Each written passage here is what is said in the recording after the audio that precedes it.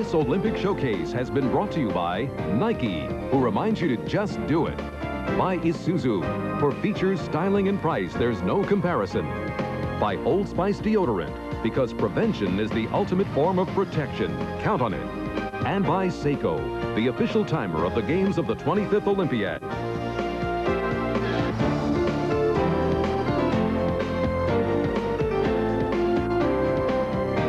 This broadcast was produced using Panasonic D3 half-inch digital recording technology.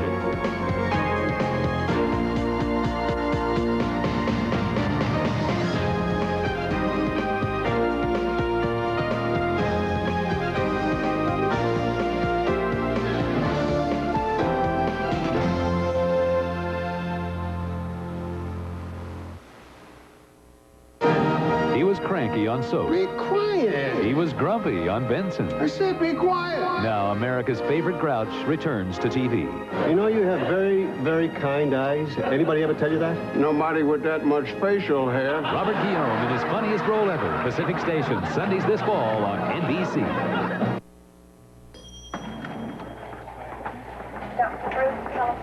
Hey, how's Anna Karenina doing? Fine, fine. She had her spine replaced yesterday. How's David Copperfield? Oh, he's the picture of health. They just took out his appendix. Yo, how's that textbook case doing? Oh, he's better. They removed the colon. We've decided to recover our book, the 9X Yellow Pages. If it's out there, it's in here. It's neighborhoods like this that make our community such a great place to live. People here work hard to take care of their homes. At M&T Bank, we can make that hard work pay off. Our home equity line of credit can help you take advantage of the equity you've built up over the years. For great homes, there's no place like our community. And for home equity lines of credit, there's no place like M&T Bank. Channel 2 says, squish the fish. NBC Sports presents the National Football League. Today, it's the Miami Dolphins versus the Buffalo Bills. A sellout of over 80,000 fans, Rich Stadium, Buffalo, as this city salutes its defending AFC champions. A brisk autumn-like September day in Western New York as we open this 1991 NFL season. Hello, everyone. Dick Enberg with former 49er coach Bill Walsh. We're pleased you're with us. The Bills and their fans are already thinking Minneapolis and another Super Bowl. Most of the experts agree, and Miami today is in trouble. Yeah, they really are. They've had holdouts. They've had injuries. They haven't gotten their team together entirely during training camp. Don Shula says he's going to establish the run today, Dick. He's a great coach. I don't agree. I think the sooner he starts throwing, the better. It may take 50 passes for Marino to stay with that no-huddle offense. And there's some talk about Jim Kelly and the left ankle he thought was broken earlier in the preseason. Well, it's swollen. It's all taped up, but down on the field before the game, he didn't seem to be bothered with it. There's Kelly. He said he even sleeps with that left ankle, heavily wrapped. And because he loves that no-huddle offense anyway, just is in love with the shotgun. He said that because he gets to call most of his own plays, he feels that he'll be working very often in the quick offense, the no-huddle offense of the Bills. Don Shula looking for his 299th career win, the second winningest coach in NFL history to the immortal George Halas. Shula will be prowling the sidelines, and he's going to have to muster something very special to upset Marv Levy's Bills today. It will be Buffalo and Blue that will receive the opening kickoff. Eddie Fuller and Al Edwards are deep as the kick by Charlie Bauman, formerly with the WLAF. It goes to Fuller. And Fuller is cracked at the 22-yard line, and it'll be Buffalo and Jim Kelly playing it from there. Mike Iaquillo, a free agent from Michigan State, made the tackle. There's Kelly, had the best quarterback rating in the league last year. And here is his offensive line. Many would rate this one of the top 2 or 3 in the NFL. Wolford, Richard, Hall, Davis, and Ballard to protect him and open the holes for his top runner and the top rusher in the AFC last year, Thurman Thomas, the veteran Lofton, and the outstanding career record holder Andre Reed in receptions. Don Beebe in that hurry-up offense with Keith McKellar, the tight end. They come out in the shotgun. And the dump off is to Thomas, tripped up in the backfield, and a loss of a yard. His cracking through was rookie Brian Cox, number 51 from Western Illinois, a 5th-round draft pick. 2nd and 11, no huddle. 4 wide receivers, Dick. And the give to Thomas. Thomas is to the 27-yard line, a gain of 6 yards. It'll be 3rd down and 5. David Griggs, the Miami linebacker, with the tackle. Tough to get in the Miami defensive lineup because of this hurry-up Buffalo offense. It just destroyed the Los Angeles Raiders in the AFC Championship game. Kelly to the sidelines, complete to Beebe, and it's a 1st down for Buffalo at the 37. Miami had to go with their 3-man line, and Buffalo didn't let them get out of it. I'm surprised Miami just didn't call a timeout right away because they're at a distinct disadvantage. They only have 4 defensive backs, and Buffalo has 4 wide receivers. And in that last play, an extra wide receiver coming in, so under the NFL jurisdiction, you're allowed, even in the hurry-up, to get your defensive player on the field. The play was ruled a completed catch on the field. Referee Johnny Greer works the game today as the head man. Here's the defense of the Dolphins. Oglesby moves from inside to outside with Turner and Cross on the front 3. You saw the linebackers and the defensive backs. Everything hurried up here. The game's really changed, doesn't it, Dick? All the way up to us. We can't get our job done. Boy, oh boy. Miami's going to end up with a defensive back, Bobby Harden, as the middle linebacker in their nickel defense, and his job will be to cover Thomas.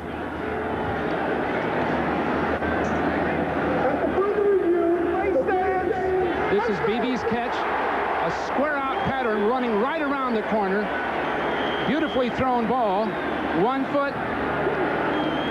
Oh, whoa, that was tight. Michael Magruder, the cornerback, had pushed him, and that apparently part of the ruling.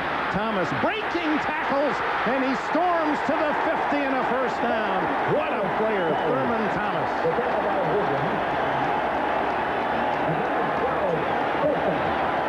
Miami, the noise is so intense on the field. Miami, the defensive team, cannot converse verbally. They have to do it by hand signals, which means mistakes can occur. Over the middle to Thomas, and he told us yesterday his goal after leading the National Football League in most yards from scrimmage last year again is to gain what Roger Craig did, and the only man in NFL history to accomplish 1,000 yards rushing, 1,000 yards receiving. Craig did it with the 49ers in '85. It's Andre Reed, his first catch, and he bowls his way inside the Miami 35. Another 1st down. What's so effective is that the Bills are going for the short gainers and the running plays. They're not taking big chances down the field. 8 times, half of the games last year, the Bills scored on their first possession, and they're moving the ball like they intend to get Miami early, and it's Thurman Thomas to the 20-yard line. And for those of you who last watched an NFL game in January and you saw Buffalo, especially against the Raiders, just eating up chunks, 8, 10, 15 yards out of that no-huddle. Now, this is simply a draw play. Everybody's picked up. One of the reasons is this running back, of course, but that offensive line of the Bills is just a beautiful group. To the end zone, Beebe, and it's intercepted by Magruder. Michael Magruder from Kent State, from the Canadian Football League, a free agent, makes a touchdown-saving interception, but there's a flag down, and on the other side of the field, holding against Miami. Oh, my. They come up with a 1 play to slow it all down, and they're called for holding on defense away from the play on the other side of the field. Holding, 24 defense, 1st down. Vesti Jackson, the former Bear, guilty of the hold on the opposite side of the field after Magruder had made a sensational defensive play to knock the ball free and intercept it in the end zone. Instead, it's Buffalo a 1st down at the 15 on the penalty. Now, Miami has gone back to their 3-man line. And here goes Thurman Thomas for 5 for 6 yards. Right up the middle from behind. T.J. Turner got a piece of him. And coming up from the secondary, Jarvis Williams. We're finally getting a tight end in the game. Keith McKellar has joined the field around the 10-yard line. They'll go to more of a basic offense with 2 backs, a tight end, get the blocking they need. Thomas has enjoyed big days the last 2 times the Bills have played Miami. It's Kelly, but McKellar incomplete at the 5-yard line. Tight end McKellar. And Kelly is limping after throwing that last pass, and McKellar has not gotten up either. But it's Kelly that should be perhaps a major concern, as he is limping on that injured left leg. He is hurting. There's Kelly limping his way back into the huddle. That does not look good. Here's McKellar going up the field. And he ran a pattern where he started and slid out. He ran right into Oliver. The big concern, though, of course, is Kelly. If he's taped up that heavily and his ankle's bothering him, he really must have a lasting injury, no question about it. He's going to have to operate out of that shotgun offense. Frank Reich warms up. We have a timeout in Buffalo. The Bills threatening to score, but that is not a happy picture. Get on, get on, get on. Get on, excitement. The all-new Pontiac Bonneville. A new way to ride. More than a work of art, an engineering masterpiece. With the stability of 4-wheel independent suspension and the accuracy of anti-lock brakes. The art of excitement, the science of control. The all-new Pontiac Bonneville. Get on the Pontiac. Get on excitement.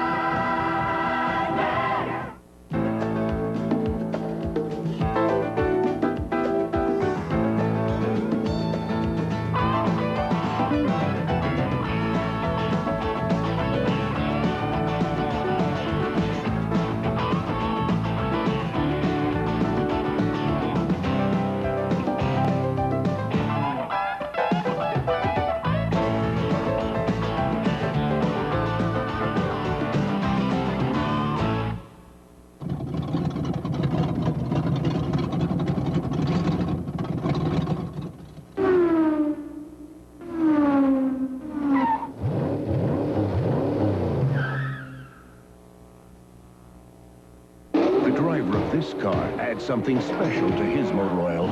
So does the driver of this car. They both use STP oil treatment for drivers on a racetrack or drivers on a fast track. STP. Big tight end Keith McKellar, came off under his own power after taking a pretty good hit on that helmet. And Jim Kelly, he stays in the huddle for Buffalo. Those kind of ankle sprains, it can be very painful, and then the pain eases. But you know that those Miami pass rushers know that they can get to Kelly. He can make them avoid, and also they can get to that ankle again. Encelars is in a tight end with Beebe to his right, far left, both Reed and Lofton, with Thomas in the backfield. Thurman Thomas behind Kelly. 3rd and 5. And it's Thomas. Does not have the first down, stacking him up at the 7-yard line, the center of the Miami defense, with Oglesby, Turner, Offord all in there. So Buffalo will settle apparently for the 3 points. Kelly favoring just slightly now that left ankle as he comes off. I don't think they can afford to take that shoe off either, Dick. I think that thing would swell up, so he's going to have to keep his shoe on and just gut it out. Miami actually won that war. Scott Norwood was cheered here in Buffalo the day after he missed that potential game-winning Super Bowl kick, and that's a short one, 25 yards out of Frank Reich's hole. Norwood misses to the right. Oh, my. This crowd so supportive in Buffalo of Norwood after that heartbreaking chance in Tampa when Buffalo was that close to winning a Super Bowl, and Norwood misses an easy one to start 91. If your sporty car doesn't feel so sporty anymore, you need a change. By the team, the BF Goodrich Tire Team. They'll put on BF Goodrich TA Performance tires. Tires designed just for your sporty car. It's a whole new level of performance. Feel the difference. See your BF Goodrich Tire Team if they don't see you first. Stepping out, hanging out.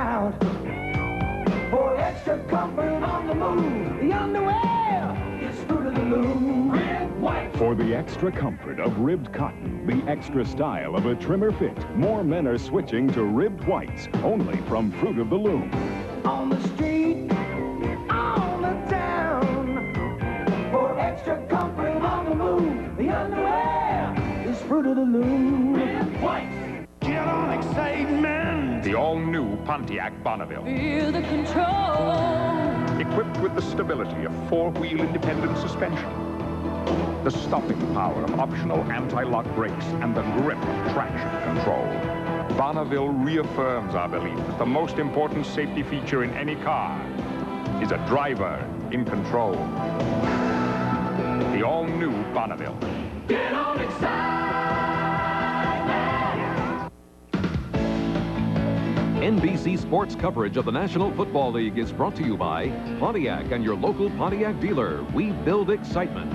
By Coors Light, the Silver Bullet is the right beer now. By Xerex Antifreeze Coolant, the temperature never drops below Xerex. And by Napa, because there are no unimportant parts.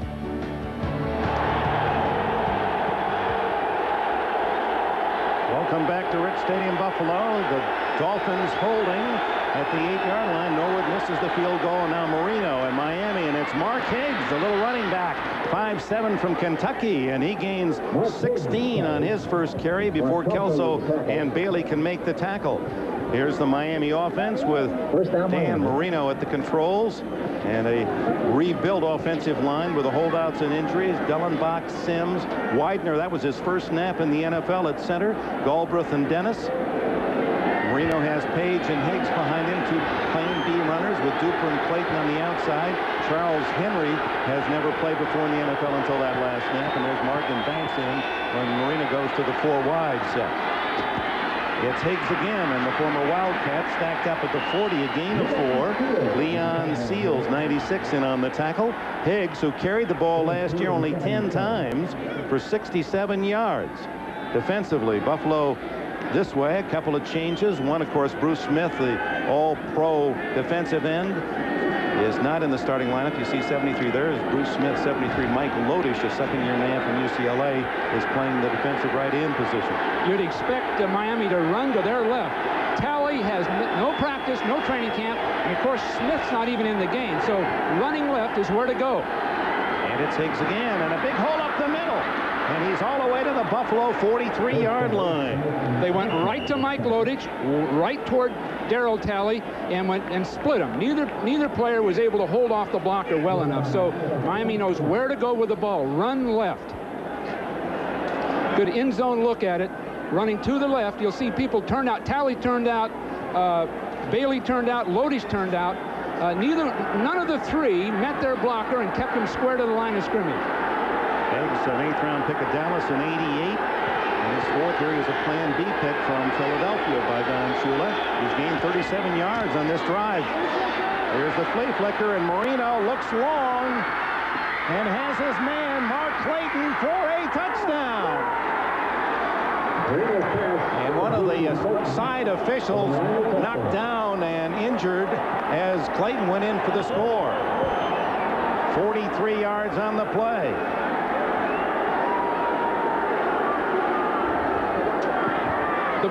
It's a flea flicker. We lose track of the ball, but there was a lull by Clayton, then a burst up the field, and along the way, the defensive back was knocked off balance. Kirby Jackson lost track of the ball.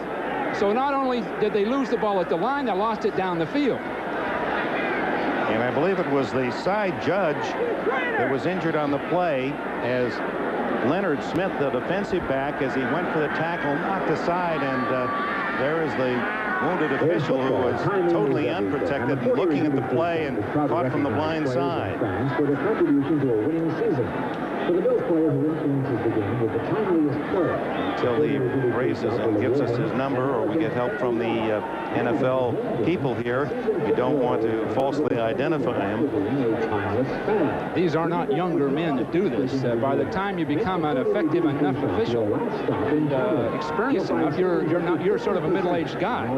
So taking a fall at that stage of life is a little different than a ball player. 43 yards on the touchdown play to Clayton as they attend to the injured official. There's Leonard Smith, who was involved as the Bill who accidentally struck the official. It amounted to almost a cross-body block. So while they offer medical attendance, and will not break for a commercial here. Well, there's a good sign. Here's another look. The official, and you see Smith missing the tackle and then rolling right into the official. Oh, my. And the fact that he could get up on his own 2 feet is remarkable when you see that blow. Just from out of nowhere. You don't expect it.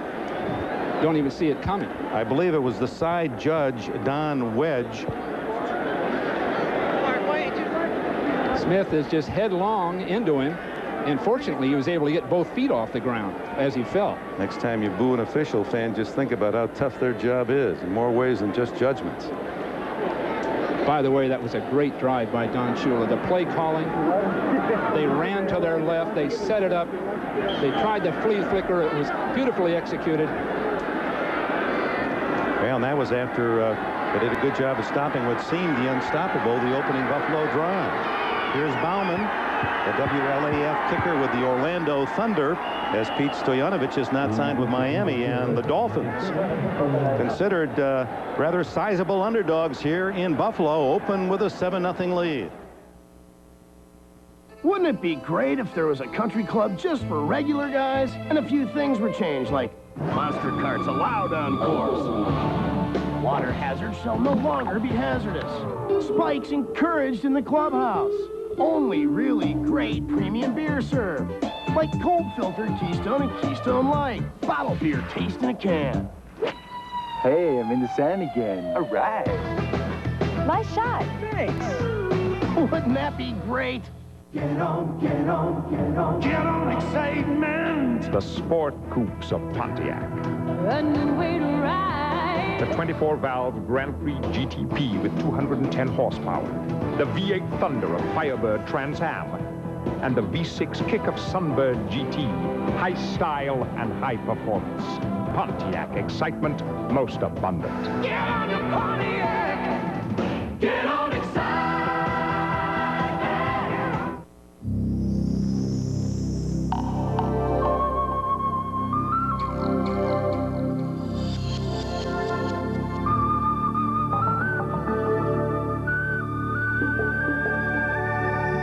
Some men would rather live their lives sheltered in the harbor, and some would rather sail into life with the unmistakable scent of Old Spice. Clean, true, and classic. Old Spice, one of the legends of the sea. When you can't catch the game, catch the guy who did. Sports director Ed Kilgore. Now more than ever, there's good reason to watch Channel 2, your 24-hour news station. Dan Marino with that touchdown, tying Joe Montana on the all-time NFL list for touchdown passes, number 6. And Dan isn't 30 years old yet. It appears if he stays healthy, he's going to break all the touchdown marks. Fran Tarkenton out there in the number 1 spot. Yeah, by the time it's over, he'll have every touchdown, every distance, everything. Bauman kicks it off. It's to Fuller's side, and the former LSU star takes it out to the 20 and is tackled at the 26-yard line. Let's go back to the touchdown play and how the Marino-led offense set up the cornerback, Bill. It can be very subtle the way it works. Now you'll see here the ball handed off and then pitched back. It's very well done. The offensive line firing out. There's the handoff, practiced well. But down the field right at this point is where the mistake is made by Jackson. Kirby Jackson levels off just for a second, fooled, and by that time Clayton's behind him. Now Jackson's trying to recover, and he never does. As soon as we get word on the injury to Don Wedge, we'll pass that along to you. It's Thurman Thomas trying the center of the Miami defense for a couple, nothing there. Let's take a look at the other scores in the NFL. New Orleans rallies to win at home, 27-24. Kansas City opens with a victory. And Philadelphia, although the news is not good, and quarterback Cunningham injured, may be out for a month or more. Dallas beats Cleveland, and the Jets open with a victory against Tampa Bay at home. The late games, Pittsburgh an early field goal lead, Houston 6-0 against the Raiders, and Minnesota a field goal advantage at Chicago. New England 7-0 lead against Indianapolis. Phoenix 2 touchdowns against the Rams, and Denver at home a 7-0 early lead against Cincinnati. And the injured player is T.J. Turner of the Miami Dolphins.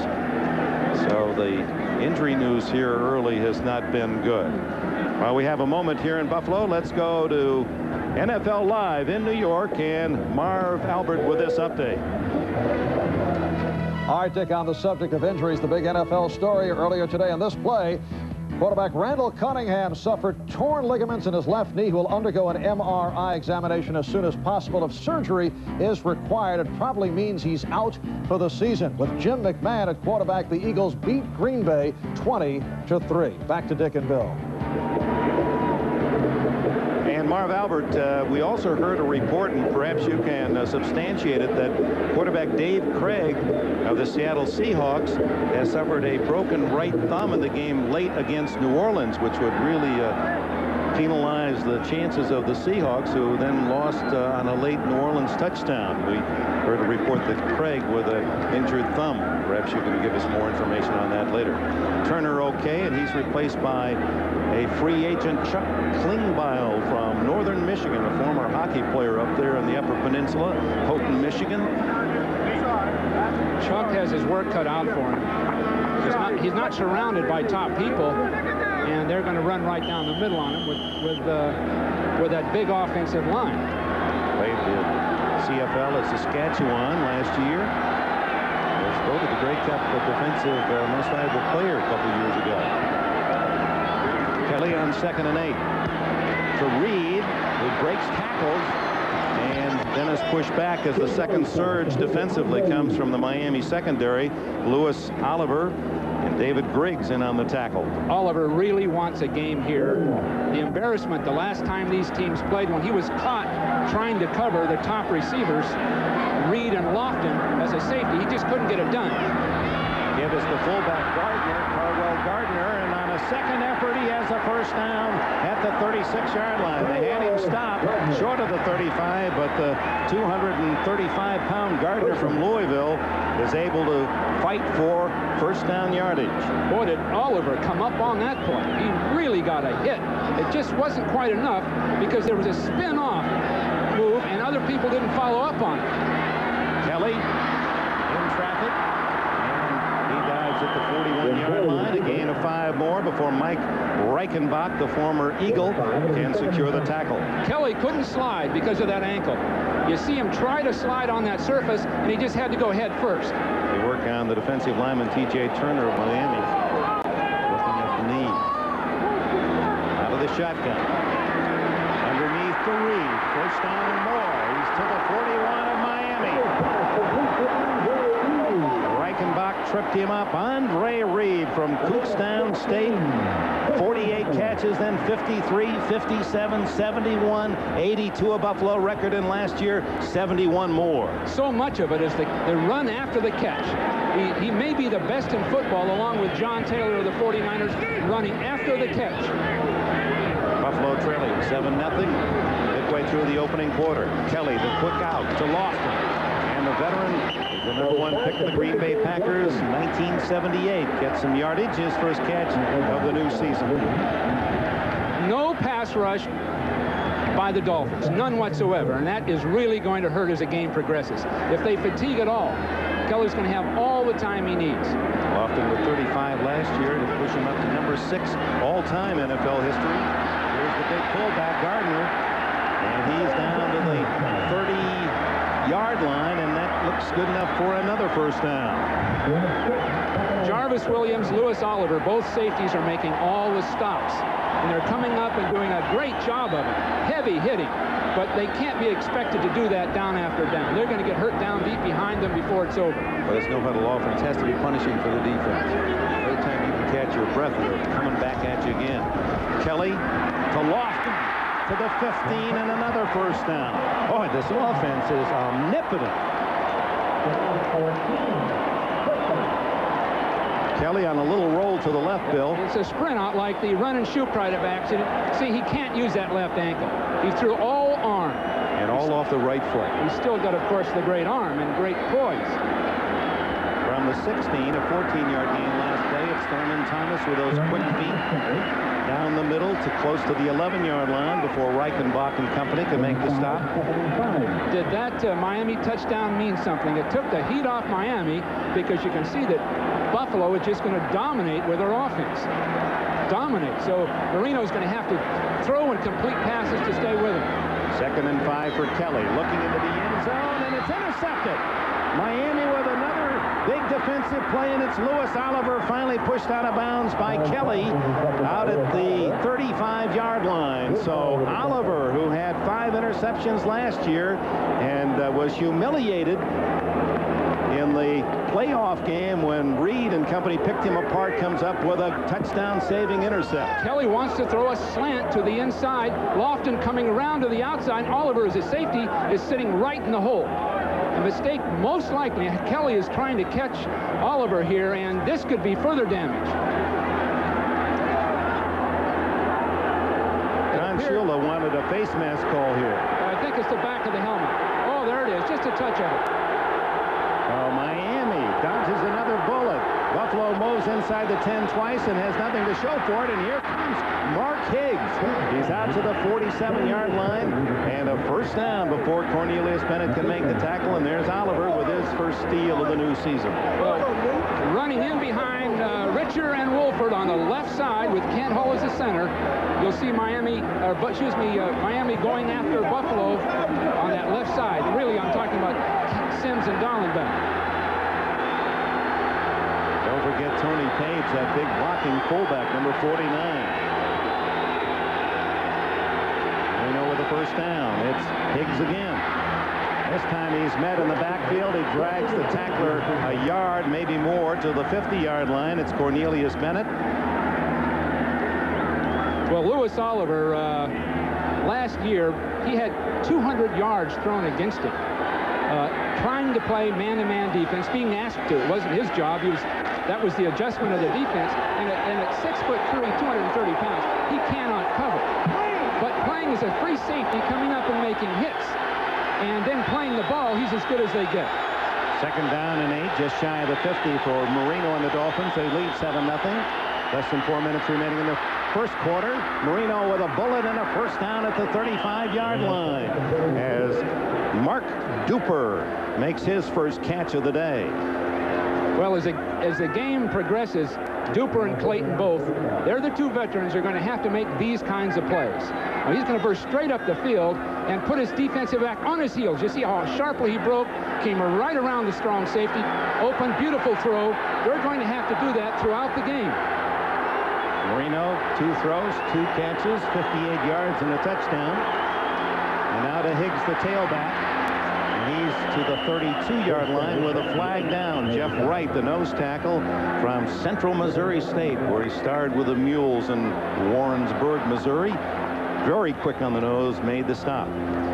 That right side of the Bill defense, with Darryl Talley having no training camp, coming in a week before practice ended, just 1 week, he had 3 days of practice. Offside, defense, line it up in the neutral zone. Still first down. So 5 yards to Miami. That doesn't please 63-year-old Marv Levy, now in his 6th season in Buffalo. Well, Marv knows he didn't have Talley. He was holding out and finally came back. Lodish playing instead of Smith. Bailey, not that large. Miami's going to go to their left all day. Left, Duper right. It's Higgs. Here they come again. Cuts inside and gets to the 27-yard line. Pickup of a long 3. It'll be 2nd and 2. Conlon and Talley make the stop. Talley, as we talked to him, doesn't seem all that happy as he did return to the Buffalo lineup.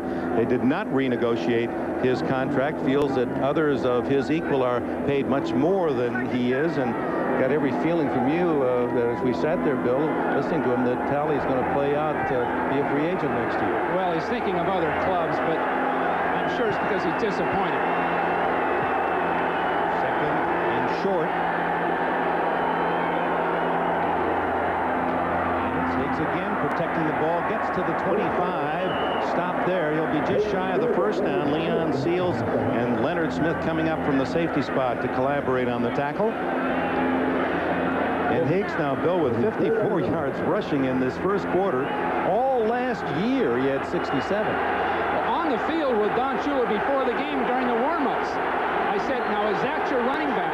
Pointing at Higgs, 5'7". He says, we're going with him. I think he can do it. That's why Don Shula has so many victories. He knows what he's doing. Third and short, it's Higgs off the left side, and on second effort is to the 24, good enough for a first down. Well, I must say, Dick, I'm surprised at their ability to run the football today. I didn't think they could get it done. And they're running primarily to their left, but they're going right at the strength of the Bill defense. Jeff Wright, the nose tackle, 275 pounds, one of the quickest in the league. And Widener is handling him pretty well. At least he's sustaining his block, and Wright just isn't getting away from Widener, the center. Higgs is only 5'7". He does weigh 195, so he's not a small man. He's just a short man. Former Kentucky Wildcat, first down. Movement by the Dolphins will cost them this play as Higgs had another 10 yards. But the up back, Tony Page, had lurched offside or moved prematurely, didn't reset himself. Well, if Marino had seen it, he could have called timeout, but he was the one person in the whole stadium that didn't see that movement. Couldn't do a thing about it. But Higgs not having played and not being that big, even weight-wise, to 195 pounds, Dick, but boy, is he quick and he's strong. He gets underneath people. Offense. 2 men moving. Still first down.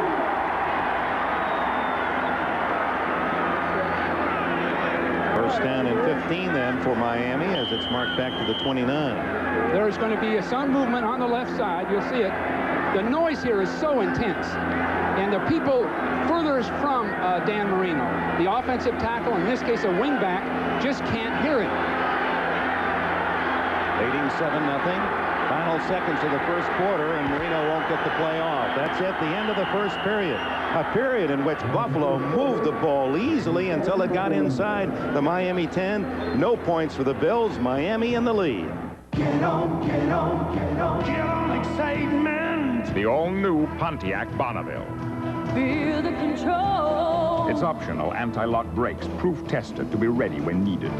Its airbag deployed countless times, though it's hoped you'll never see it. Redesigned, re-engineered, and ready to ride. The all-new Pontiac Bonneville. Get on your Pontiac. Get on excitement. Chevy Chase loves nothing but trouble. Dan Aykroyd loves nothing but trouble. John Candy loves nothing but trouble. Demi Moore loves nothing but trouble. And you'll love nothing but trouble, too. Look for it at your video store. The temperature never drops below Xerex. That's important to remember at a time like this, when it's very dark and very cold. Ah, you did remember Xerex Antifreeze. The temperature never drops below Xerex. The Steelers battle the Bills. The Chargers take on the 49ers. An NBC football doubleheader next Sunday. There he is, the jaw, Donald Francis Shula in his 29th NFL year, 22nd in Miami. One of the most respected men in all of football, and his Dolphins have played well enough. They lead 7-0, and they have the ball in a scoring position, Bill, going into the second quarter. And well, Dick, I guess I can say wait till the second half, but I might be wrong. The two miscues, the two plays that got the ball turned around by the Dolphin defense has allowed Don Shula to run the football. If he were down 14-0, I'm sure he'd start throwing, but right now he's right with his game plan, and his defense, in a sense, has saved him. Well, Buffalo had the ball at the Miami 8. Were stopped. Norwood missed a 25-yard field goal, and then they had it at the Miami 11 when Oliver intercepted Kelly in the end zone. And now it's Marino, first down 15 as we open the second period. Play action to Higgs, and then he throws to Page, and the fullback stumbles to the 25-yard line, a gain of a couple before Darryl Talley and down him. Marino not great, especially rolling out to his left. He's not the quickest footed athlete, but the play worked beautifully. They set it up, started the run in, he rolled out left and had his man wide open. Other scores, late scores, the Steelers, the Oilers, and the Vikings in the lead. Field goal game. Cincinnati has tied Denver. Phoenix by 2 touchdowns, and New England and Indianapolis are tied. Second down and 11. And it's Higgs who gets 5 more to the 20-yard line, as he's apparently going to equal his entire 1990 output in the first half today. Well, this is what happened to Buffalo in the Super Bowl. The last time they played a game for real, the Giants did the same kind of thing. They split defenders, the ball carrier, no elaborate blocking. They just sustained their blocks, and the Buffalo defenders sort of took themselves out of the play by making a move one way or another. So the same problem defensively to Buffalo as the Super Bowl. They go to 4 wide, Marino in the shotgun. And under pressure, incomplete, a flag down. Duper, the intended receiver, covered by James Williams. Well, Marino could see the blitz coming. Everybody could see it. Ball start. 74 offense. Prior to the snap. Mark Dennis, the right tackle, trying to get an early backward step with that blitz charging from the Buffalo side. Yeah, Buffalo brought everybody that time. Dennis saw it, and he had to change his blocking assignment, and he moved just before the snap. Now, so Marino will hold his poise. This is why he's the highest paid guy in football. He sees it coming, and then Bennett takes a shot at it. The ball is gone, Bennett takes a shot. And so, in a sense, they were fortunate to get the down back. Miami, 9 straight years, least sacks allowed, including last year. That's that quick right arm. He gets it off so quick, at the last instant, he can get rid of it. On 3rd and 11 again. Marino throwing for Clayton to the 2-yard line. Mark Clayton, a tough catch with 4 Bills surrounding him, and off balance, able to pull that one in. Those great hands of the veteran Clayton. Well, Clayton rose to the occasion. Now, this is a great one. And Marino was in deep trouble going left. He had a chance to run for a few yards, but going left, coming up underneath everything, he was running left and throwing left. Look at that ball way up in the air, and there just wasn't good enough response out of Leonard Smith, the safety. He should have been all over that play. The ball was in the air too long for the safeties not to make a play on it. But Clayton and Duper are going to have to make those kind of plays today. Clayton with 1 touchdown. Marino is 4 for 4 passing in this first half. 1st and goal. It's Higgs over the top, touchdown. Mark Higgs just climbing the ladder and falling in the Buffalo end zone for a 13-0 Dolphin lead. That is his first NFL touchdown. Higgs, who has been quite brilliant in this first half.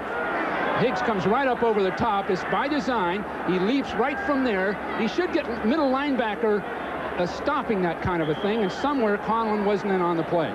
Couldn't find him. I think he committed himself, and the ball carrier went right over his head. Now, this is a shocker for Marv Levy, because it's not that they can't come back from this, but they didn't expect this, certainly.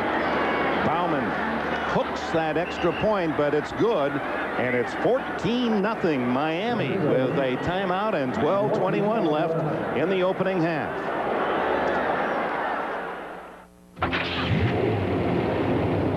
Inside your smooth-running engine is a torture chamber.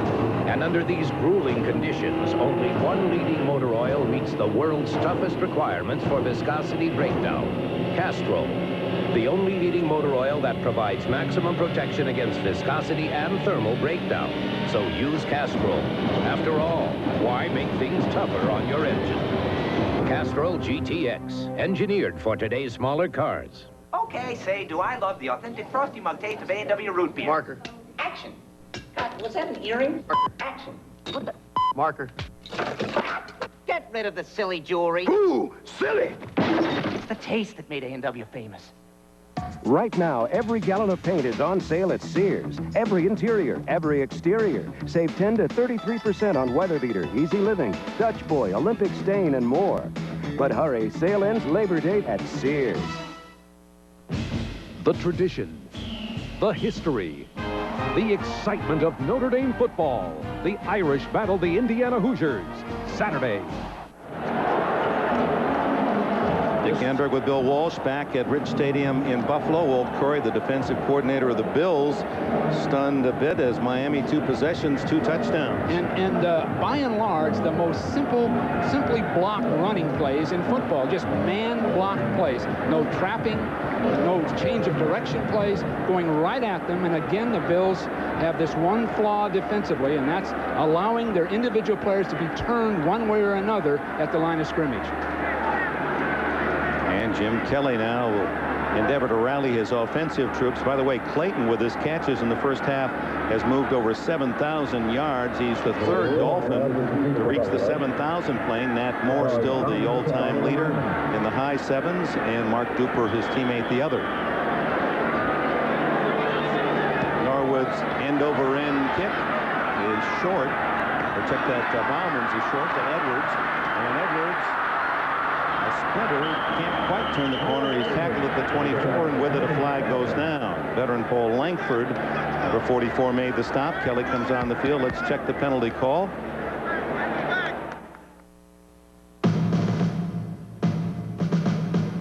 It's a car born of intelligent engineering. It's 100,000 ideas fused into one. It's responsive, innovative, refined. It's a driver's side airbag and anti-lock brakes. Introducing the all-new 88 Royale LS. Oldsmobile, the power of intelligent engineering. Pretend your TV is a beer mug. We're going to pour you a Miller Lite. Oops, Sorry, foam got on your carpet. Now, tilt the TV towards you and taste why light is what beer is today. The great Pilsner taste keeps you ahead of it all. Everybody likes that. Can we pour you another? Hey, I know. Why not buy 6 more TVs and invite some friends over? Miller Lite. It's it. And that's that. I'm a big man. Why do so many men stick with Bic? I'm a big man. Because there's a Bic for every beard. Regular, sensitive, metal. Yeah, I'm a big man. I'm a big man. When you have a lot of horses under your hood, shouldn't you have Michelin high-performance tires under your car? Witness the unmatched drama and emotion of a great golf tradition as Payne Stewart and Paul Azinger lead America against Europe's best, the Ryder Cup, later this month on NBC. Welcome back to Rich Stadium. Block in the back penalty, so Buffalo will start at the 14. Now, how do you figure? I guess that's what makes this game so exciting. Everything pointed toward a big Buffalo game, and here they trail 14-0. Everybody in the stadium, including me, I know, expected Shula to throw the ball and Buffalo to score with these drives. But a couple of miscues, Shula one-trick play, then taking it right to Buffalo. They're in command at this point. No question they missed Bruce Smith, and now you wonder how healthy is Jim Kelly.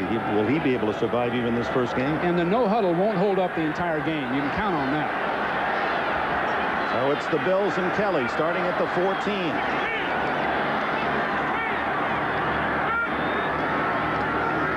And a give to Thurman Thomas. Thomas, who seems to have 5 to 7 yards anytime he wants it. Tackled by Jarvis Williams as Thomas picks up around 8. On the scoreboard, Pittsburgh still leading by a field goal. Houston now opens a 13-0 lead against the Raiders in Minnesota. A field goal lead at Soldier Field. Denver at home 14-7 against the Bengals. The Rams have cut into Phoenix's lead, and on the quick huddle, nothing much there for Thurman Thomas. As T.J. Turner back in the game and on the stop along with Klingbeil. It appears that Kelly is taking signals from the sideline. He's not calling his own plays here.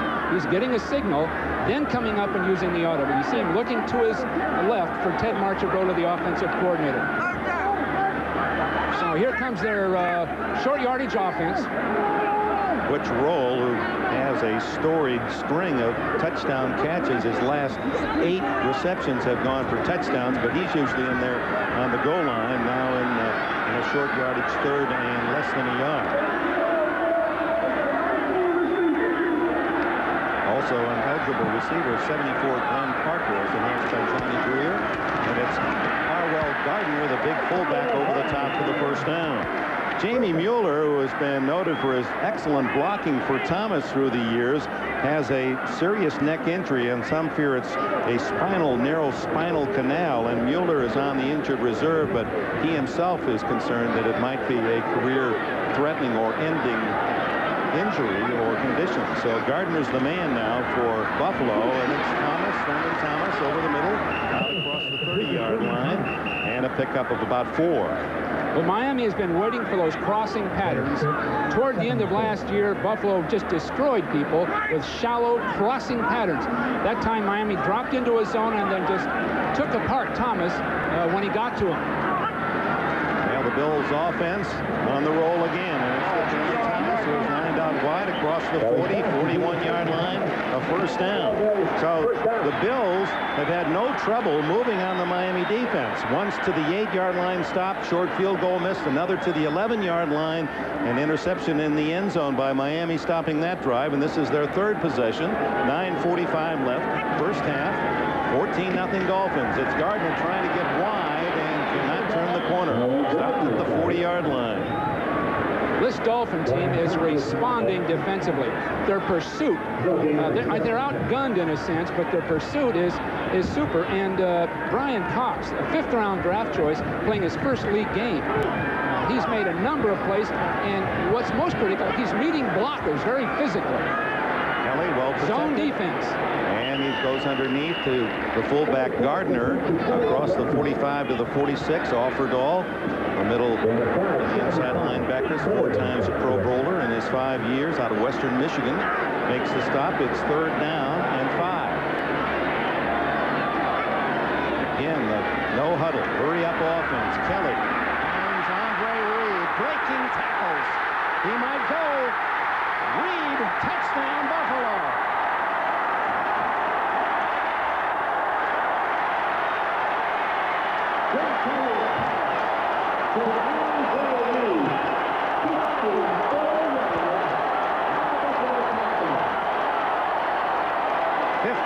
Yards, and once again it's Reed's ability to run after the catch that spells touchdown. A 5 to 8 yard pass, he makes 2 people miss, then outruns everybody else. And this has really been the story of this Bill offense, the short pass and the big run afterwards. The leg strength of Reed as he scored 8 touchdowns last year, and as you saw, that was his 40th career score. Already 4 catches today. Norwood's try for point, and it's 14-7 Miami. As Kelly is 12 for 14 in the half. A zone defense. Watch a short pass. Caught almost down there. And now with this great movement, he completely outmaneuvers Jarvis Williams, and then it's a foot race. James Lofton was the man who threw the block that got him free the final 20. Timeout. Today, a guy losing his hair can choose between being the man he wants to be. We look great with hair. Do something to save it. And the man he could become. Can't you accept nature like everyone else? Doctors have hair loss treatment programs that are proven to work, and the sooner you see a doctor, the better. We don't want nature, we want hair. When you've considered the arguments, we might look great bald. And you decide you want hair, there's only one thing to do. See your doctor, or call this number for more information. Introducing a car so intelligently engineered, its elegance and grace can be measured along these lines or graded on a curve. The 1992 Oldsmobile 88 Royale, beautifully redefined and nimble enough to prove that a straight line isn't always the best way to get from point A to point B. Oldsmobile, the power of intelligent engineering. A muffler isn't something you just stick under your car. The wrong one could really hurt your engine performance and fuel economy. Midas quality mufflers are installed by experts and backed by a great guarantee. Ain't nobody beats Midas. Nobody. When you've got a tough case of athlete's foot, the itching, the cracking, the burning, you want a medicine that acts tough. Tough-Actin Tinactin. Clinically proven Tinactin cures even the tough cases of athlete's foot fungus. Get Tough-Actin Tinactin. NBC Sports coverage of the National Football League is brought to you by Oldsmobile, the power of intelligent engineering. By Miller Lite, it's it and that's that. By the Upjohn Company, if you're concerned about hair loss, see your doctor. And by MetLife, get Met, it pays. Welcome back to Buffalo. Andre Reed brought the faithful to their feet, 80,000 plus here at Rich Stadium with that 54-yard reception and run. It's 14-7 Miami as Norwood has it teed up. Deep for Miami. Rookie Aaron Craver from Fresno State on the far side and Mark Logan on the near side. Because of the wind, they're going to have to hold the ball for Norwood.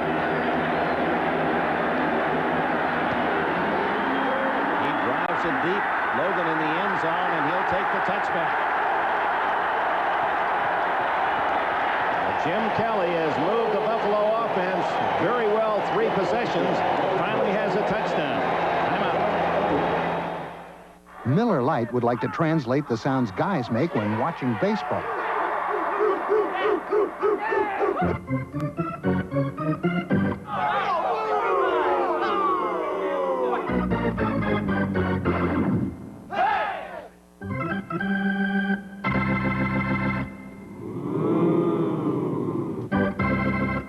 The great Pilsner taste keeps you ahead of it all. Can't beat that. Miller Lite. It's it. And that's that. To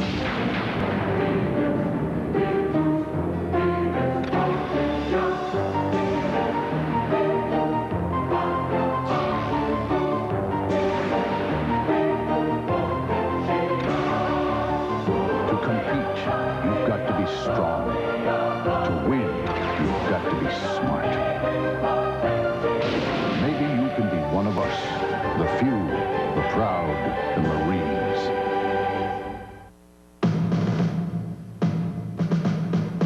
It's a car born of intelligent engineering. It's 100,000 ideas fused into one.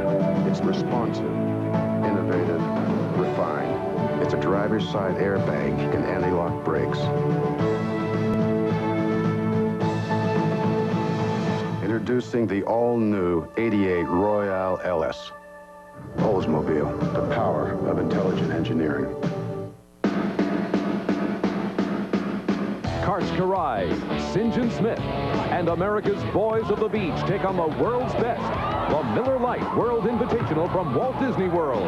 Live next Saturday following Notre Dame football.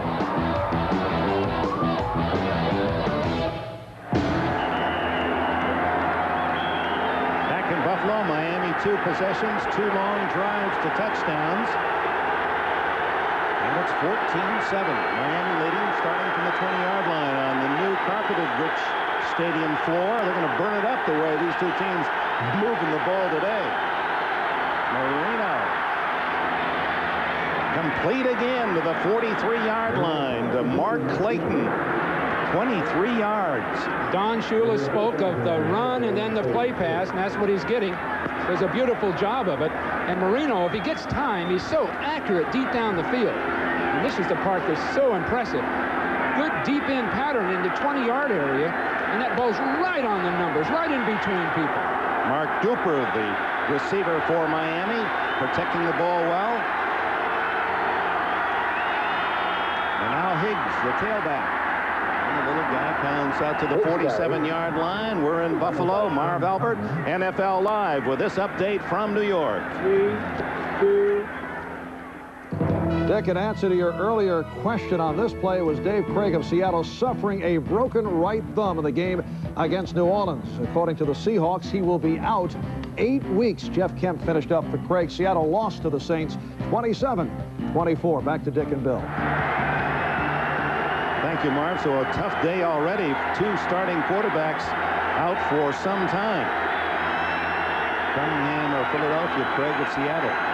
On second down and about 5, it's Higgs into Buffalo territory to the 48-yard line. He's shy of a first down by a long yard. They miss Bruce Smith, no question about it. Mike Lodish playing at the right defensive end. Darryl Talley at the right linebacker. They're getting knocked off the ball at 5 yards a shot. And this is something you never expected from a Dellenbach with Webb not in the game. So the starting great tackle, Richmond Webb, is not playing for Miami, yet they're running right in behind Dellenbach and making the yards. That Bruce Smith, as you saw him earlier, he'll make a linebacker a Pro Bowler in a hurry playing behind him, and Talley will acknowledge that without Smith, he's a different player. He's getting handled at this point, no question about it.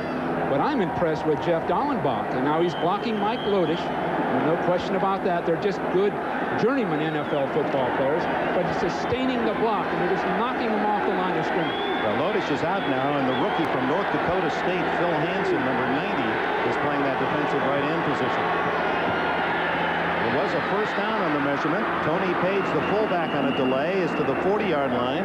A gain of 7. Shane Conlon, Pro Bowler the last 3 years, made the tackle. Now, if they're going to Hansen, a rookie from North Dakota State, that means they're reaching for something. They've got to get help over there. And a guy that's never played, they're willing to try him at that spot. So Miami would be good just going over there all day. That time, the play pass by Marino had me totally fooled. Marino perfect, 6 for 6. There's Hansen, the ex-Bison. Steve Nelson, pretty good all-pro from North Dakota State with the Patriots all those years. Here's Higgs, and he meets some resistance on the right side. Jeff Wright is there to make contact, along with Conlon. And I'm somewhat surprised that Jeff Wright hasn't done a better job to his right side, where he knows that problem is, either by the defensive call, he could be slanting that way, some way to cut down that yardage going off the left side, or the build defensive right. On third down and about 1.5 yards, the Dolphins send in some extra blockers. It'll be Greg Beatty, a second tight end, along with Charles Henry. Jim Jensen is the wing back right, and of course, Marino loves to go to him. But it's Higgs. He hits a pile and then slides to the right, and they're going to mark it back as Kirby Jackson helping out the line judge. It'll be close. Or if they had a Mount Rushmore for the National Football League, they had to chisel the face of Don Shula first. Put it up there first. Be a great start. It is short. The ball just inside the 38. He's going for it. And you know why? He knows when Buffalo gets the ball, what they've been doing offensively. Don's got to keep control of the ball. Got to take a shot. Biggest play of the game. And Marino calls timeout. With 4:46 remaining in the first half, the Dolphins want to talk about it. On fourth down and about 1/2 yard, just inside the Buffalo 38-yard line. Well, that lead play going off the left side would do it. It's done it every other time. Surprising, the last 2 calls have been to the right side. Maybe they're just trying to mix it up. And with a timeout, the score, Miami 14, Buffalo 7.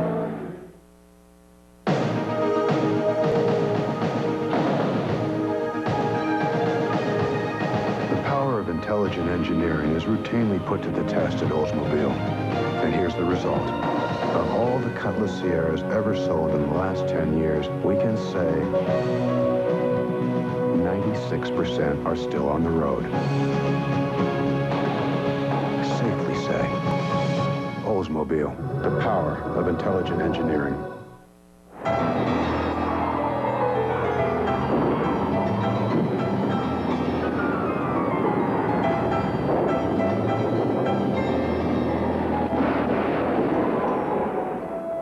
Some storm we had last night. At times like this, it's reassuring to know that MetLife has the resources to pay every single customer claim, no matter how many come in at one time. Get Met. It pays.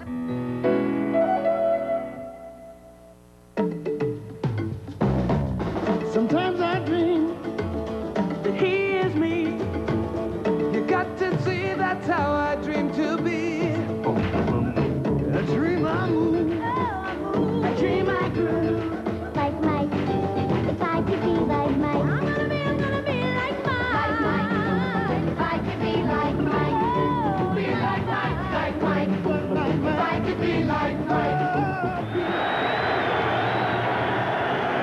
2:46 left in the first half. Don Shula making a bold decision to go for it on 4th down and less than a yard. As Bill Walsh has indicated, Shula, with his defense unable to stop Buffalo, must take this chance and hope that he can get the yard and continue possession toward a possible 3 or 7, leading 14-7 here in the first half. He's got to go for it. Biggest play of the game.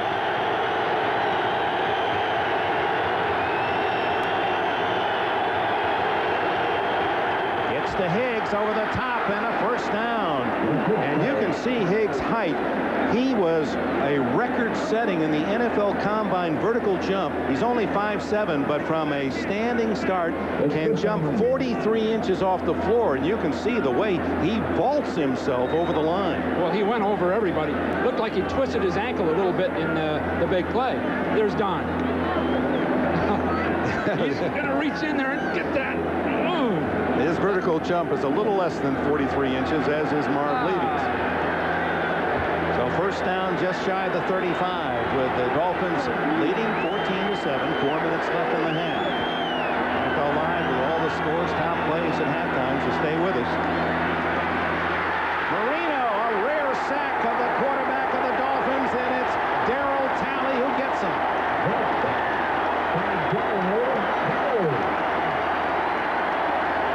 Well, I was just giving credit to Jeff Dallenbach for such a beautiful job run blocking. And this time he opens up on Talley, and he just can't move his feet quick enough. Now, Dan could have gotten rid of that. It's hard to say with a quarterback like Marino not getting rid of it, but he thought he could hold him off and still throw the ball. So Darryl has made a little bit of a comeback after an average start in this ball game. Big sack. 10-yard loss, 2nd and 20 Miami. With just quickness that he had that beat Dallenbach. Just quickness. Clayton to the right, Duper left. And timeout Miami. Well, something wrong as Marino, checking the defense and his alignment, didn't like what he saw. That gives us a chance in this first week of the 91 season to look ahead to next week in our lineup. It's a doubleheader week here on NBC. There are the early games after NFL Live at 12:30. Pittsburgh will be here in Buffalo. The Colts in Miami. Cleveland will go to New England. In the late games, most of you will see the Chargers and the San Francisco 49ers. Some of you Denver and the Raiders, and the Jets Seattle round out our big doubleheader week next Sunday here on NBC. Bill Parcells will be debuting as a analyst in the booth. What game does he have? Well, he'll be fine if he just doesn't revert to his communication. Excuse me. Easy enough for you to say. They're using that 4-letter communication when he's unhappy. Well, football, all of those. Yeah. But he'll be in Miami, Indianapolis-Miami game. Bill will join, I believe, Marv Albert. Of course, Paul McGuire here in Buffalo, recovering from bypass surgery. Had a chance to visit Paul McGuire last night, and gee, what a quick recovery. He wants to go to work already. They're having trouble harnessing him and holding him down. He really looks great. Lost 20 pounds. Even his voice has changed. It's more like mine now, Dick. Thank God Beverly, his wife, is finally in control of the situation. Halftime, all the scores and highlights is Bill and Will McDonough and Marv.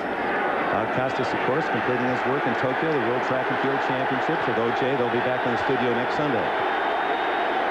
2nd down, 20. Well, he's got to get part of it now. Just half of it, 10 yards. And he does. Oh, no, he doesn't. Duper had it right in his grasp and tried to run before he really pulled it in. Well, he was going to get half of it, and Duper took his eye off the ball. He wanted to run. He saw so much room out there, such a soft form of coverage by Odoms that there's just nothing there.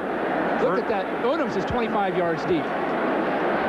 So in the zone defense, there was a miscue, and what a chance to make a play. Now it'll be tougher. First Marino pass to hit the ground. He was 6 for 6 until that pass. Between the two quarterbacks, 20 throws, 18 completions. Well, a gain of 8 to 10 yards would help here, because you could punt Buffalo into the hole, punt them inside their 5-yard line. Marino goes deep, and it's knocked away from Duper at the 10-yard line. Had it for a moment. Nate Odoms on the cover his hands on it.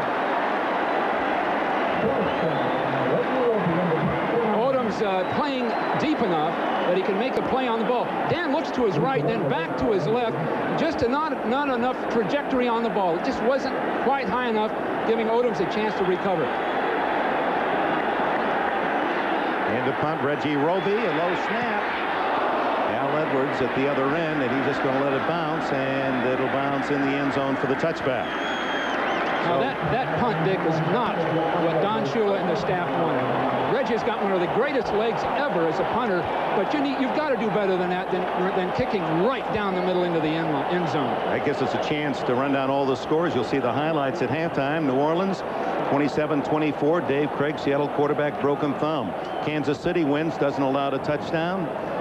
And they're rolling through these so you can read them yourself here. 16-13, the Jets an opening day winner. Late games, Pittsburgh now in front. Those Raiders. 16-0 Houston. Hate to be on that plane going home from there. Yeah, it's not halftime yet. Denver now 2-touchdown lead, and Phoenix the same at Los Angeles.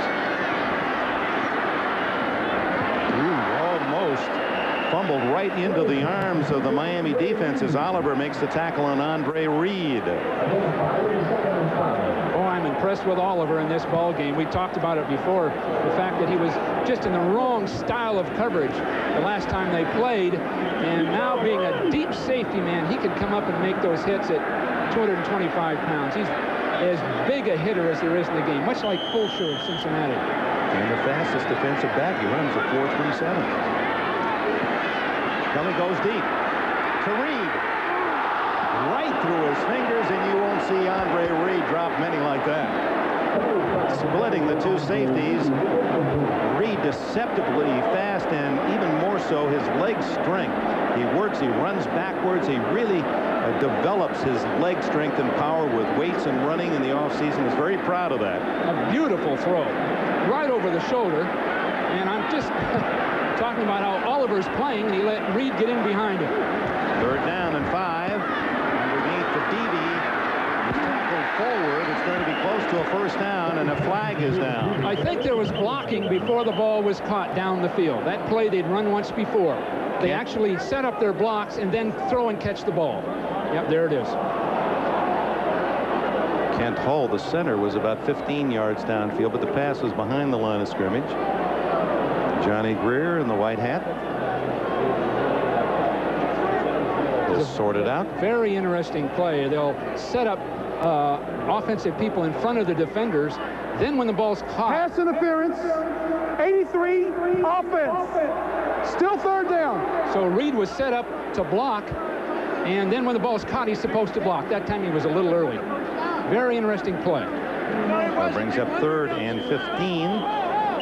Each side with 3 penalties. And Reed still mumbling to himself, I'm sure, about a touchdown that got away. He already has one 54 yards on a brilliant run after a short catch, and that one wide open, streaking down the middle, and the ball laid right in his midst. Full run. He had his 2nd score, but was unable to pull it in. Well, the Miami defense is sort of, in a sense, holding their opponent off. They're not really stopping them, but just playing for the breaks, playing for the big hit. And thus far, it's been reasonably effective. Number 12, Jim Kelly. Wears 12 because Terry Bradshaw, growing up in the Pittsburgh area, he was a Steeler fan and wanted to wear what his idol wore. And of course, that's true of Thurman Thomas as well.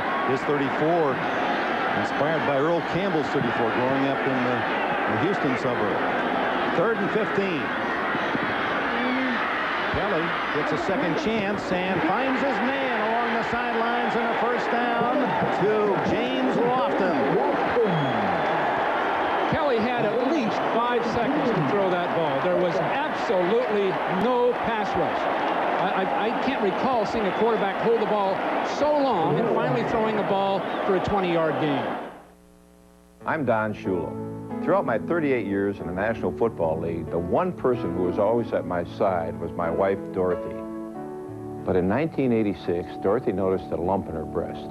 We prayed that it wasn't cancer, but the diagnosis confirmed our darkest fear. The doctors did everything that they could, and Dorothy never stopped fighting.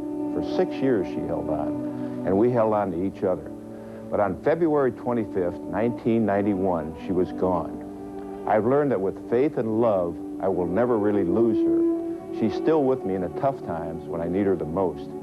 And I know that she wouldn't want me to give up the fight that she couldn't win. That's why I want to ask for your support of the United Way and all the United Way agencies that provide service to cancer patients and their families. I believe that with love, faith, and commitment, we can all be the real winners in life, because the United Way, it brings out the best in all of us. This message furnished by the National Football League. Don Shula, the only man to send his team to 6 Super Bowls, the only coach to run through a perfect season, 17-0 in that 1972 team. The Dolphins, Sonka, Greasy, great Manny Fernandez, Bonaconte. You know, he's gone from a heavily emphasized running game to a heavily emphasized passing game. He's the only coach that I know of that's been able to make that total transition from one to the other related to his material. The Zonka kick, Morris running, and now the Marino passing. Former defensive back for 7 years in the NFL was Shula, and they asked him after Marino signed for whatever, $20 million, says Will McDonough, and all the publicity out of Miami is $25 million. And Don said, I never made as much as $10,000 a season. And Marino, it's interesting, his dad, I asked him, still drives a truck in Pittsburgh for the newspaper, the Gazette newspaper, delivers papers to the coin machines. So his dad is picking up quarters, and his son is picking up $100,000 a game or more. First down for Kelly, 2 minutes to go. He unloads a long one. And Beebe unable to get there. Well covered by the Dolphins. Is Paul Langford, 5th defensive back there, former world-class hurdler. Well, it took that kind of speed because Beebe is super quick. He's like a 4.340 coming off a broken leg. A key guy, not that many catches, but critical catches. He's got the kind of speed they want him one-on-one with anybody, and they try to go by him. Kelly 14 for 18 underneath to Reed. He loves those patterns, tries to break a tackle, not this time. Lewis Oliver up from the secondary, help out John Offerdahl. The tactics were good there. The zone defense just waiting for Reed to come across the field to the defenders. Now, if that was man-to-man, they'd have been in deep trouble. Bills with 3 timeouts left. Reed tackled immediately. Has another catch, and the tackle by Vesti Jackson, former Washington star and drafted 2nd round by the Bears 5 years ago and picked up on the trade for Eric Kumaro. 3rd down and 4, and timeout called by the Bills with 1:05 remaining. Nope, they let the clock go as now it turns over 4th down. They came up shy of the 1st down by 2 yards. And Kelly unable to drive his team for the first time today. And Chris Moore, who led the World League of American Football with a 42.7 average for the Montreal Machine to win this chance. He replaced Rick Tootin as the Bills punter. His first NFL kick. A diving spiral that takes a Miami bounce and still rolling, and it could have been picked up and run. Actually, there was a chance for a touchdown. Right. Until that whistle blows, that ball's alive. Even if Buffalo touches it, it's not dead until the whistle blows. Had a Miami player been chasing that and picked it up, he could have gone on. But finally down by Taylor, Brian Taylor, the son of Rosie Taylor on the special teams, who was the surprise to make this Buffalo club. And running back at Oregon State. All that great heritage. Rosie Taylor, 14 years in the league. He finally tried defense and made the club. A great story. Now, with Dick, 1 timeout left. If Marino can get a 20-yard catch in here, he's going to have a chance to get in field goal range. Just one big catch down the field. Out of bounds. Well, Clayton unable to catch the ball in a territory where he just didn't know quite what to do. Well, I'm sure they're fortunate he dropped the ball. That would have ended the half. Next Saturday, NBC begins its coverage of Notre Dame football. It'll be the Hoosiers of Indiana, the Irish of Notre Dame, 1 o'clock. Notre Dame Saturday begins with Gail Gardner and Ahmad Rashad. Bill and I and John Dockery with the call as Indiana meets Notre Dame. They hadn't played since 1958. Hoosiers have a good one in Vaughn Dunbar, a brilliant running back. 20 seconds left in the half. 14-7 Miami. And for the second time today, Marino is sacked, and this time it is Jeff Wright. He had 5 sacks from that nose tackle position last year. Marino had to move way up inside before he threw the ball. He walked right into Jeff. Jeff was right there, and Marino had to go right up to him, and Jeff then came right off. You see Marino moving up inside, and there's the stop. So the time runs out, the end of the half. Buffalo had a pass intercepted in the end zone by Miami. Buffalo misses a 25-yard field goal, and the reliable Andre Reed drops a sure 75-yard touchdown pass late in this first half. So Don Shula's Dolphins lead the field, surprisingly, with a 14-7 lead. We'll be back after these messages from your local station. 1979, tripped over a camera cable, 4 stitches. Well, 1982, tripped over a sleeping Teamster, 5 stitches. Fearless, 1977, bumped into a boom mic, sucker hasn't gone down yet. 1977, actress bit me. James Garner and Man of the People, Robert Guillaume and Pacific Station, Sundays this fall on NBC. It's your Chrysler Plymouth dealer's big year-end clearance. You want a great deal, right? Yeah! Peterson, check out that Acclaim. Hurry in and get that $1,500 cash back. Hey, Bakers, look at Grand Voyager. Over $2,000 in savings. Your name's all over it. Hey, Louis, you see that Sundance America? And just announced, now get $1,200 cash back. Hurry in and take advantage of year-end clearance deal. Rediscover all the great American values at your Chrysler Plymouth dealer. Yeah!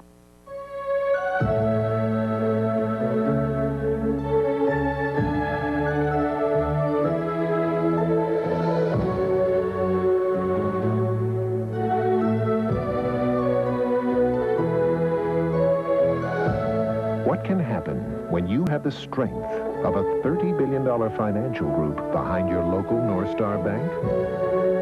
That's up to you. Hi, this is Steve Tasker of the Buffalo Bills. Please join our MDA Jerry Lewis Telethon after today's game. Halftime in Buffalo. Miami 14, the Bills 7. Now to New York and NFL Live.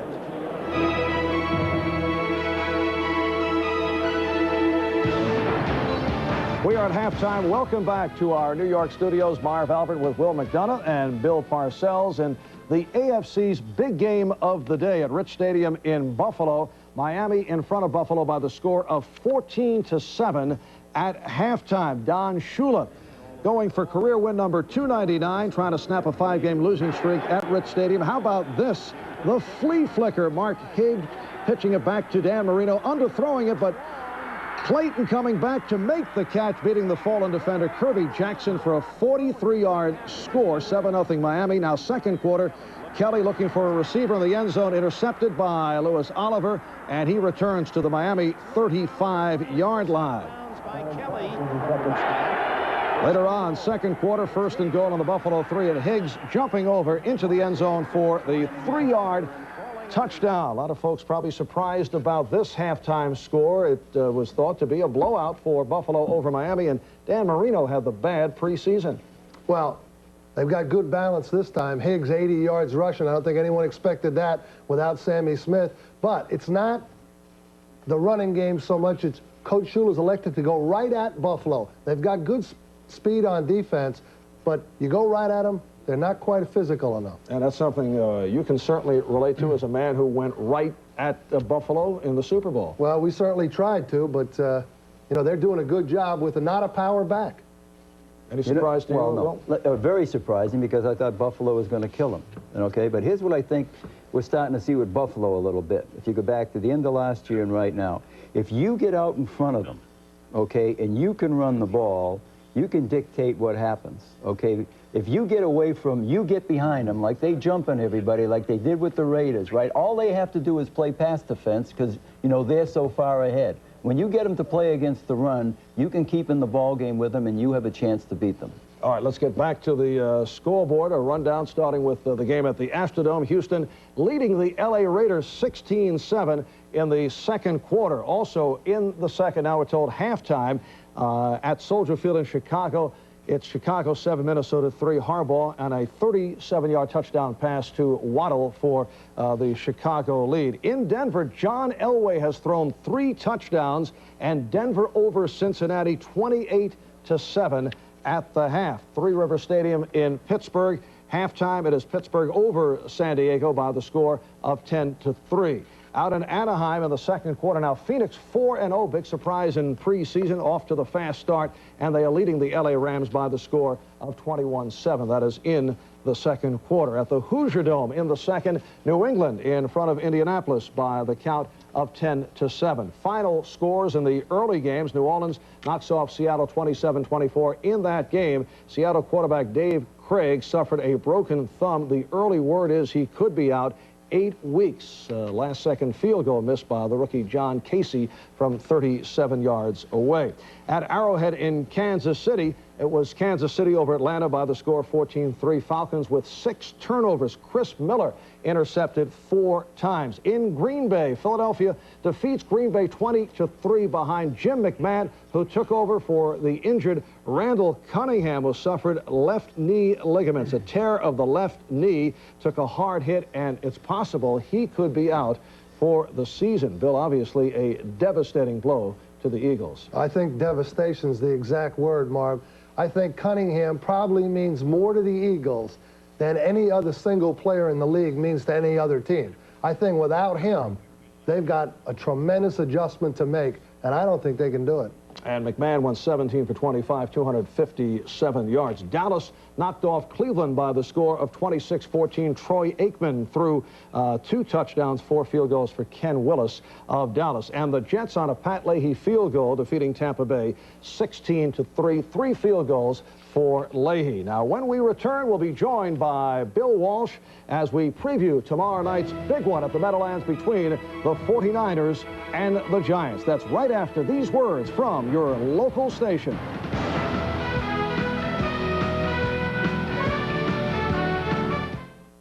Mark and Brian. Watch our show, we'll give you a treat. We can't say that.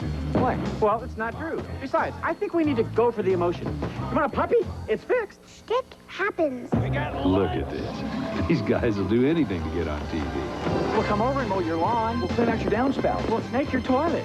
What?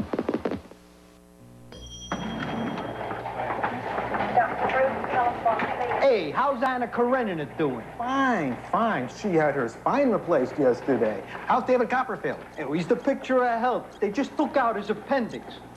Yo, how's that textbook case doing? Oh, he's better. They removed a colon. We've decided to recover our book, the 9X Yellow Pages. If it's out there, it's in here. Hi, I'm Andre Reed of the Buffalo Bills. Please watch the Jerry Lewis MDA Telethon later today after the game.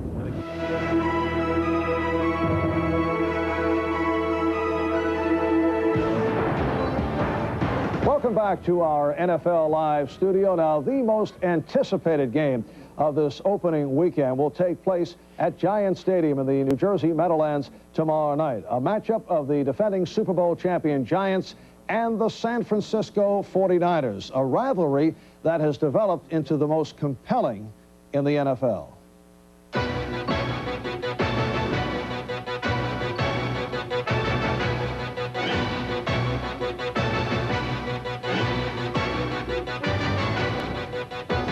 Monday night, 1986, the Giants rallied from a 17-0 halftime deficit to defeat the 49ers 21-17 in what Joe Montana called one of his most disappointing defeats.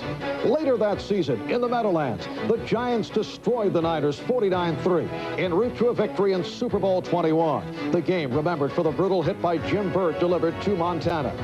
A lighter side to this rivalry occurred during the strike of '87, where the 49ers tried everything, even the wishbone, which Bill Parcells found amusing, while Bill Walsh could only think, what can I do? The combination in 1988 was Montana to Jerry Rice, which the Giants discovered early that season. Montana hit Rice with a 78-yard game-winning touchdown with under a minute remaining. Montana had one of his best games against the Giants in a Monday night contest in '89 when he threw for 3 TDs. Last season saw one of the most physical meetings of this rivalry, which the Niners won 7-3. This defensive matchup also had its share of tension afterwards. In their last get-together, with the Niners leading late in the fourth quarter, Leonard Marshall nailed Montana from the blind side, knocking him out of the game. But the key turning point was this Roger Craig fumble in the final minutes. And the fumble led to Matt Barr hitting a 42-yard game-winning field goal.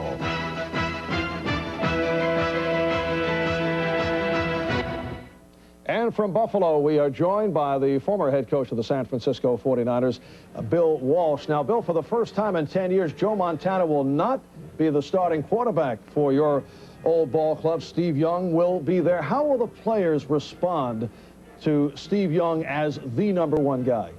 I don't see a problem at all. Much like any professional teams, the athletes themselves are worried more about their performance and leaving the quarterback backing up to, in this case, Steve Young. And Steve's played very well. He's won games. He's beaten teams like Minnesota and the Bears and others. So I think they have full confidence in Steve. The problem, Marv, is Steve has not played that well in the Meadowlands. He had just an average performance in 1988. Montana had to come in and win the game for him. So I'm worried about Steve's poise early stage of the game. Now, Bill, in the past, you have assigned what has been labeled a spy to the scrambling Steve Young. Do you look for the Giants to do the same tomorrow night? I don't know they'll do it full-time, Marv, but they'll have it in the game plan. On that spy thing now, what they'll try to do is flush him out of the pocket and get him running sideways, and then hopefully have a guy with enough speed chasing him to keep him running laterally while the rest of the pursuit gets there. Bill Walsh, in the past, both Giants and 49er players have charged that there has been some dirty football played when these two clubs have met. How do you react to that? I don't think so. Both teams are class organizations, and they have great professionals and great professional athletes. I don't see a problem there. Some of the techniques in blocking and in defense are right on the edge, but that's what it takes to be a champion. What about you, Bill? I know there have been accusations in this very studio after we've been hanging around with you made regarding some dirty-type tactics. Well, I basically agree with Bill, but there have been some inferences, I think, around the league. The San Francisco, the chop block, and the technique they use. But I think people have learned to live with it, and I don't think there's any intentional dirty play on the part of either team. All right, Bill, thank you very much.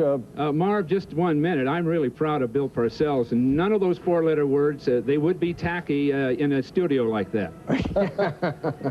On that note, we'll say that NFL Live halftime activities will continue in a moment.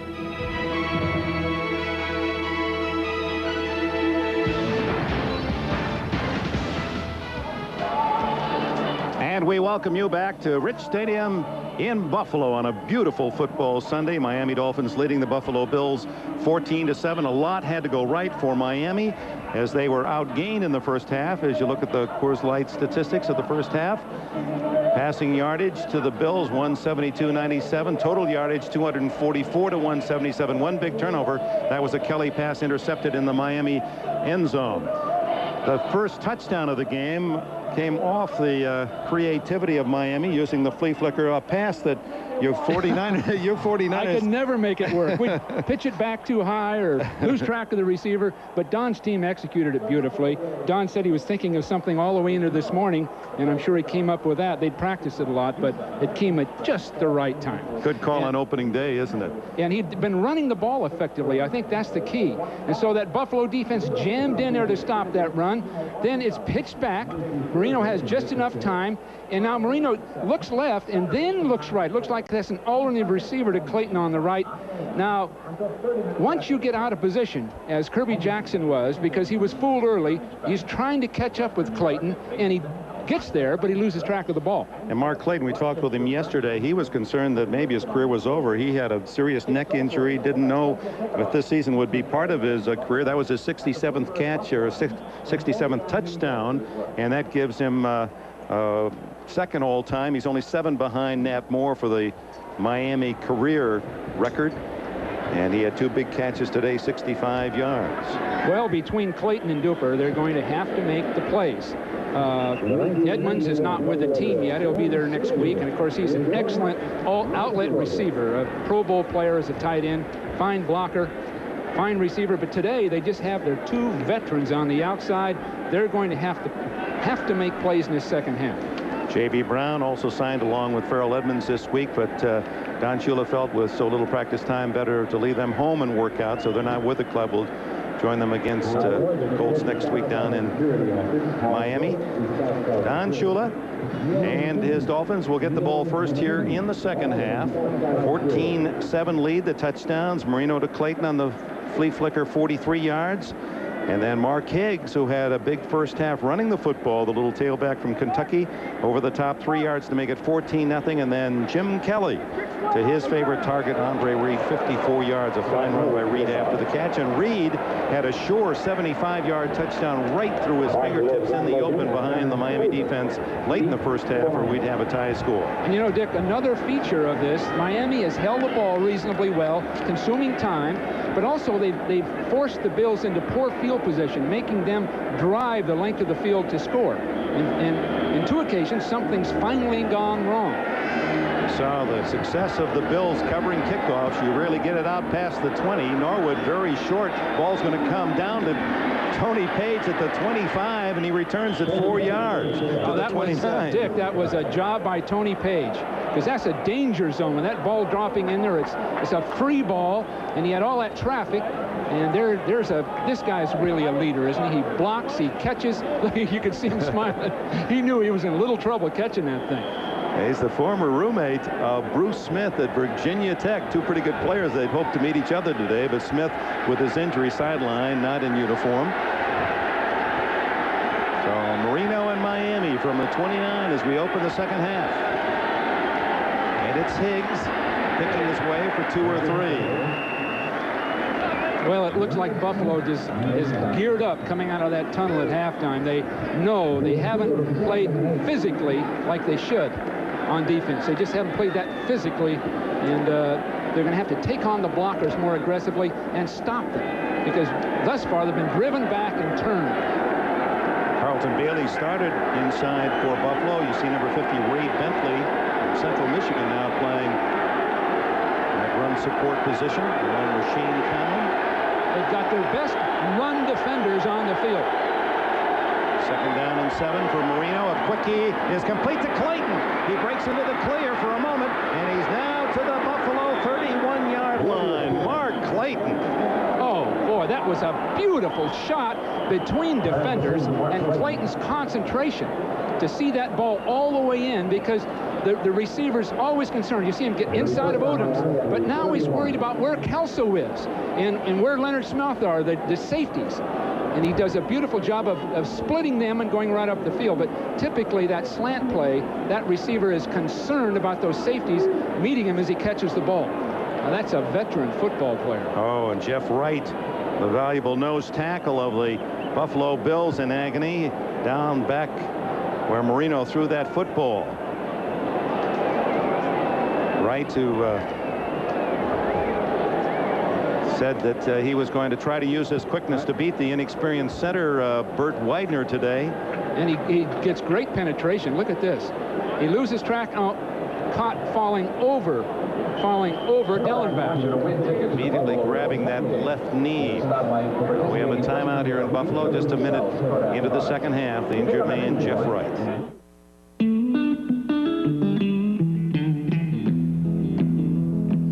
A car is a car, and its sole reason for existence is to get you from point A to point B and back again. It won't make you handsome, or prettier, or younger, and if it improves your standing with the neighbors, then you live among snobs with distorted values.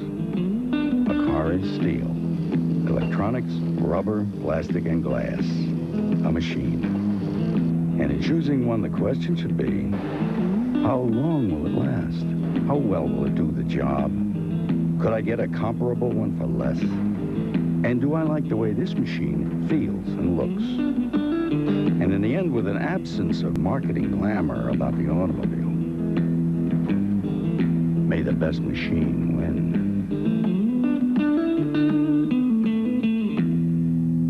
Subaru, what to drive. Because if you don't watch your figure, who will? It's the right beer now. Because when it comes to water, the only place to start is at the top. It's the right beer now. Because when the party's going full steam, you don't want to fill up. So reach for the beer that won't slow you down. The Silver Bullet.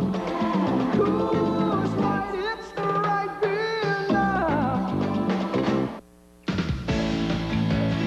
NBC Sports coverage of the National Football League is brought to you by Subaru. It's what to drive. By cold filtered Keystone and Keystone Light. Bottled beer taste in a can. Wouldn't that be great? By durable weather beater paint. Only at Sears, the home of America's craftsmen. And by Castrol, engineered for today's smaller cars. Back with the action after that 36-yard pass play, and it's Marino handing off to Higgs for a couple. Leon Seals with a tackle, and the injury on Jeff Wright as he was helped off the field, and it appeared to be serious the way he was wearing paint on his face. This bright young player. We met his father yesterday. He drove up from Kansas. He comes to the first game every year. Here's a guy that has come up the hard way in a sense. Not recruited in high school, transferred from Tulsa, Central Missouri, finally played, and of course, let's hope he's back soon. That's Higgs breaking tackles at the 20, and the little man is to the 12-yard line before Mark Kelso, the free safety, can make the tackle. And Miami driving again. He grabbed that back of the left knee immediately. You know, it sticks so often when linemen get a knee injury. It's from someone they don't expect. Not necessarily somebody blocking them, but it's falling over somebody or getting their foot caught underneath someone else. It's rarely the cut block or something like that. It's generally somebody on their own team that they fall into. How about Mark Higgs, 103 yards rushing and only 67 all last year. He gets another chance. Again, running to the left, he picks up about 5 before Shane Conlon can make the stop. Tony Page just took Darryl Talley down, just cut him down. Beautiful block, and whenever this guy's playing, Page is playing, of course the running game picks up. Naturally, it means that they have 2 running backs in the play. But now you see the play cutting right down. That's a beautiful picture shot with that left arm just catching the ankle, that left hand. That's the technique you use. Leading 14-7. Marino has the Dolphins outside the Buffalo 6-yard line. Early third quarter. Higgs, hit hard just at the 5-yard line. Good lateral pursuit by the Buffalo Bills, and it was Talley, one of those in on that tackle, along with Bentley. Typically, Marino throws a play pass at this spot on the field, inside the 5-yard line, 2nd or 3rd down, fake the run, and then get a crossing tight end or a crossing flanker. And typically, he's done that. And Shula sending in a suggestion, and then the play sent in by Jim Jensen. By the way, Scott Mitchell is the backup quarterback in uniform. Scott Secules is the 3rd quarterback, used only in an emergency. There's Mitchell. 3rd down, 2. Marino, there's that play action incomplete as he was pressured by Cornelius Bennett. Bennett charging through gave Marino no time to find an open receiver. Bennett is so quick. This is the great asset he has coming into the NFL. He's there before Marino's ready for him. Now, they're not going to block Bennett, but Dan, I think, assumed he could get the ball off just before Bennett got there. He's just so quick. Charlie Bauman tries his first field goal for Miami. Stojanovic still unsigned. Bauman was 6 for 7 in the preseason. His long was 48 yards. It's a 21-yard attempt out of the hold of Scott Mitchell. And Bauman has his first NFL score, and Miami ups its lead to 17-7. 11 minutes left in the third.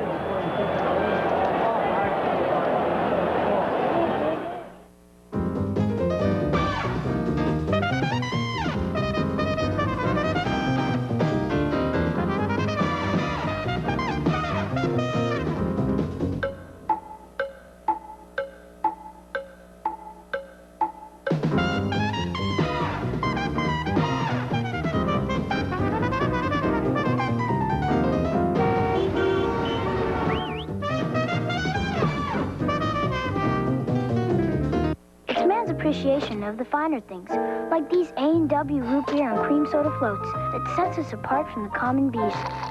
There goes that theory. A&W root beer and cream soda floats. Two great tastes made even greater. T2. If you thought you'd seen it all, see it again. I insist. The biggest movie of the summer is T2. Rated R. Now playing at a theater near you. Witness the unmatched drama and emotion of a great golf tradition as Payne Stewart and Paul Azinger lead America against Europe's best, the Ryder Cup, later this month on NBC. Back in Buffalo, where the Dolphins lead 17-7, and let's get our breath right now because Kelly's coming on the field with that no-huddle offense again. Well, they've been moving the ball, and they just miscued enough. What an opportunistic game by Don Shula and his team. They played over their heads with intensity, but the play calling's been as good as you can get. If you were still coaching, would you be using the no-huddle? I'd be using the no-huddle, no question about it, especially if I'm as talented as the Buffalo Bills with Kelly, that offensive line, those receivers. It's just been miscues, and that's been the problem so far today, and they're going to have to make up some ground now, because what's occurred is Miami has moved the ball as Buffalo didn't expect, and that's taken the timetable away from the Bills. And the Bills now shortchanged defensively with Bruce Smith not in uniform, starting nose tackle Jeff Wright out with a knee injury. Bauman's kick spins down to Fuller, has trouble, so it's Edwards picking it up at the 8, and Al Edwards gets to almost the 20-yard line. Jim Kelly comes on the field. And with it, the Bills will bring that hurry-up offense. Bills, that's the hair design of Leonard Smith, certainly in full spirit as this season begins. Well, he's committed to the Bills, no question about that. Well, they've drafted a man at his spot. Emory Jones, a rookie of Illinois, just signed their #1 pick that they're going to groom as his replacement, apparently. On the ground, Thurman Thomas, and Thomas plows for 5. And that gives him 61 on the day. Thus far, the Dolphins have forced the Bills to start around their 20-yard line on each possession. So being forced to drive 80 yards, there's always something that can go wrong. Just an excellent job of defense. Thomas, who showed his brilliance to the world in the Super Bowl, although in defeat didn't get the most valuable player award, although many felt he deserved it. But losing teams usually are not so credited. David Griggs and Louis Oliver lead that defensive charge. Jeff Wright obviously out for the rest of the day, and we hope for him that unspecified knee injury is not as serious as I'm sure he fears at this moment. Well, they'll stop now and huddle on 3rd down and about a yard. It gives Miami a chance to do their substituting. But this is all taking time, and they're getting it the slow way, grinding it out. And the problem is, for Buffalo, Miami is moving the ball themselves. Come on, baby. Yards to the fullback, but it's Thomas the tailback, and he has the first down and more. Still at the 40, cutting back, only one man to beat, and he's down at the 48-yard line. Louis Oliver finally got him around the ankles. 19 more for Thurman Thomas. He comes in so low with his knees high, you can't get a piece of it. 200 pounds, but he runs with power. John Offerdahl, talking before the game, says when he needs power, he has it. When he needs quick feet, he has it. He does everything. Finished 7th in the Heisman balloting his senior year. There was a sophomore waiting to replace him, Barry Sanders of Oklahoma State. He won the Heisman, and now they're probably the 2 most recognized running backs in the league. Beebe has the catch for Buffalo at the Miami 42, a first down in front of Michael Scooter Magruder. And now Cornelius Bennett, they're just stretching him. We understand that Keith McKellar, the starting tight end for Buffalo, he will not return today after suffering a back contusion. So Pete Metzelar's 88 is playing his position. Beebe wide open at the 34. Magruder finally twists him out of bounds. Magruder has to give Beebe room because because he's very, very quick, very fast. Magruder doesn't have that kind of experience. He's new at the corner position, so they're just one-on-one. And before the game, Jim Kelly, warming up today, just happened to visit with him for a few moments, says if BB's one-on-one, he's going to get the ball. BB on Magruder again as Kelly throws wide of Lofton, who was open to the outside. Paul Langford had taken away the inside.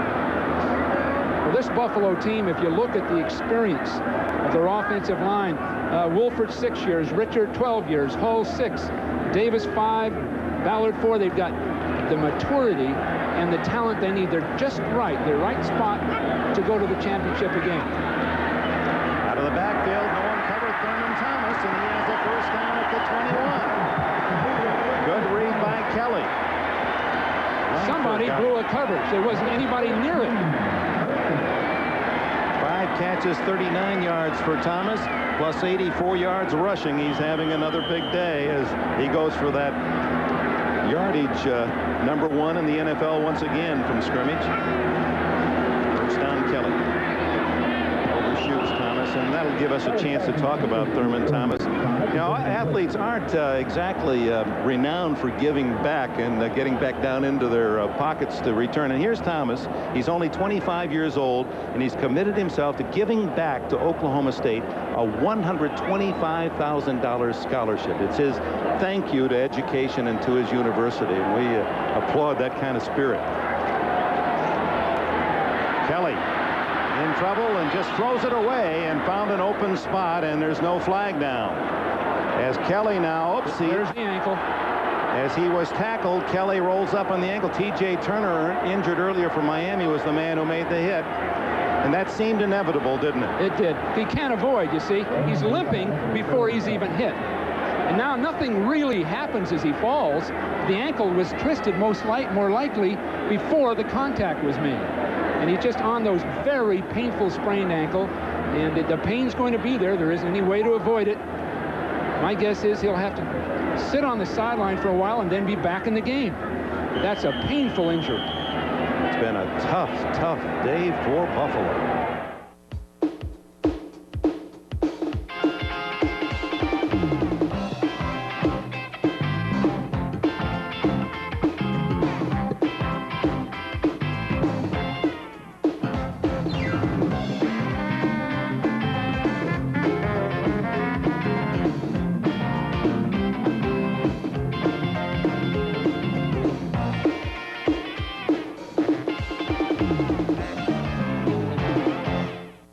If your sporty car doesn't feel so sporty anymore, you need a change. By the team, the B.F. Goodrich Tire Team. They'll put on B.F. Goodrich TA Performance tires. Tires designed just for your sporty car. It's a whole new level of performance. Feel the difference. See your B.F. Goodrich Tire Team if they don't see you first. A car is a car. It won't make you handsome or prettier or younger, and if it improves your standing with the neighbors, then you live among snobs. A car is steel, electronics, rubber, plastic, and glass. A machine. And in the end, may the best machine win. Subaru. What to drive. And Erie updates. A cornfield behind my house is the #1 landing site for UFOs in the Northern Hemisphere. We got pictures. Erie, Indiana. Nearing the midpoint of the third period, Miami leading 17-7, and Jim Kelly helped to his feet and limping off on that tender left ankle injured earlier in the preseason. He told us he thought for sure he heard a pop, that it was broken, and was blessed and pleased that it was just a serious sprain. They love him here in Buffalo.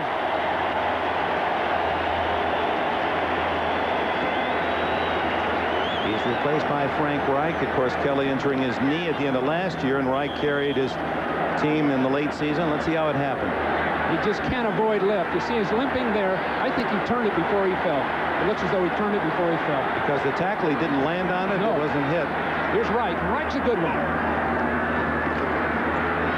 goes for a touchdown, and it's Lofton who gets it at the 5-yard line and covered by Magruder. So Frank Reich from Maryland, who has bailed out Buffalo before, off the bench for the injured Kelly. It's 1st and goal. That was an excellent shot, and he's going to come right in and no huddle. They're not going to skip a beat with Wright. And Lofton ran that deep in that he's so famous for. He takes people back, plants, and the ball's thrown. Beautiful job. Thomas, the only running back. And it is Thurman Thomas. Inside the 5 to the 3-yard line. 2nd and goal for the Bills. Kelly walking on that ankle. Well, if Wright can do the job, it's best for Jim Kelly to sit this one out. On a bum ankle. Look at 19 for 26, 200 yards. The one interception was in the end zone. He moved his team well. Maybe he's almost too tough for his own good. He does have a linebacker intellect, doesn't he? Yeah, and he can't take that shoe off either. That thing will balloon right up if the shoe comes off. So you got to keep it constricted so it doesn't swell. So without Keith McKellar, the Bills use Glenn Parker as a tight end. He's eligible, number 74. On that left side, and timeout called by Wright. Oh, Marv Levy and Wright don't like what they have called and what they see. There's Levy. Well, Gail Gilbert sending in the signals, and there could have been a... Now, Gilbert's suddenly sending the signals in, and that's where a miscue can happen. He hasn't done that before, and if he gives a poor signal, Gilbert can go in only if the other two are injured. And then they can't come back. The other two cannot come back once that third... Now he's given the job of calling the signals. If he makes a mistake, being new to the club, then Wright makes a mistake, and Wright spotted it.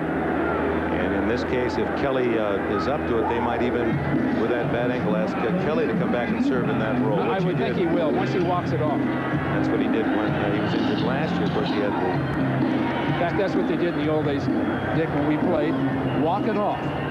No right? trainer, no tape. Yeah. Walk it off. Rub a little dirt on it. And don't drink no water in the meantime. Don't have a cup of water, you get the cramps. Well, next Sunday, our coverage of the NFL on NBC brings you an exciting doubleheader beginning at 12:30 Eastern Time. And we'll give you the lineup of games after this play. 2nd and goal, Wright. And the Bills trailing 17-7. Thurman Thomas fakes, and wide open is Butch Roll. 9 touchdowns in the last 9 catches.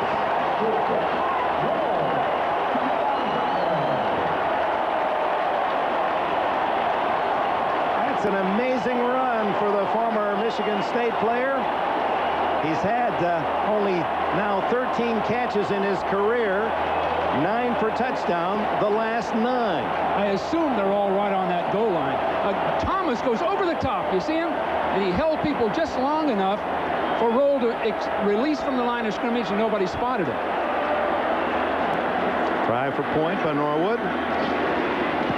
Out of Reich's hold, it's 17-14 Miami. A 12-play drive, 80 yards. Kelly and Reich share, and it's a 3-point game. Inside your smooth-running engine is a torture chamber. And under these grueling conditions, only one leading motor oil meets the world's toughest requirements for viscosity breakdown. Castrol, the only leading motor oil that provides maximum protection against viscosity and thermal breakdown. So use Castrol. After all, why make things tougher on your engine? Castrol GTX, engineered for today's smaller cars.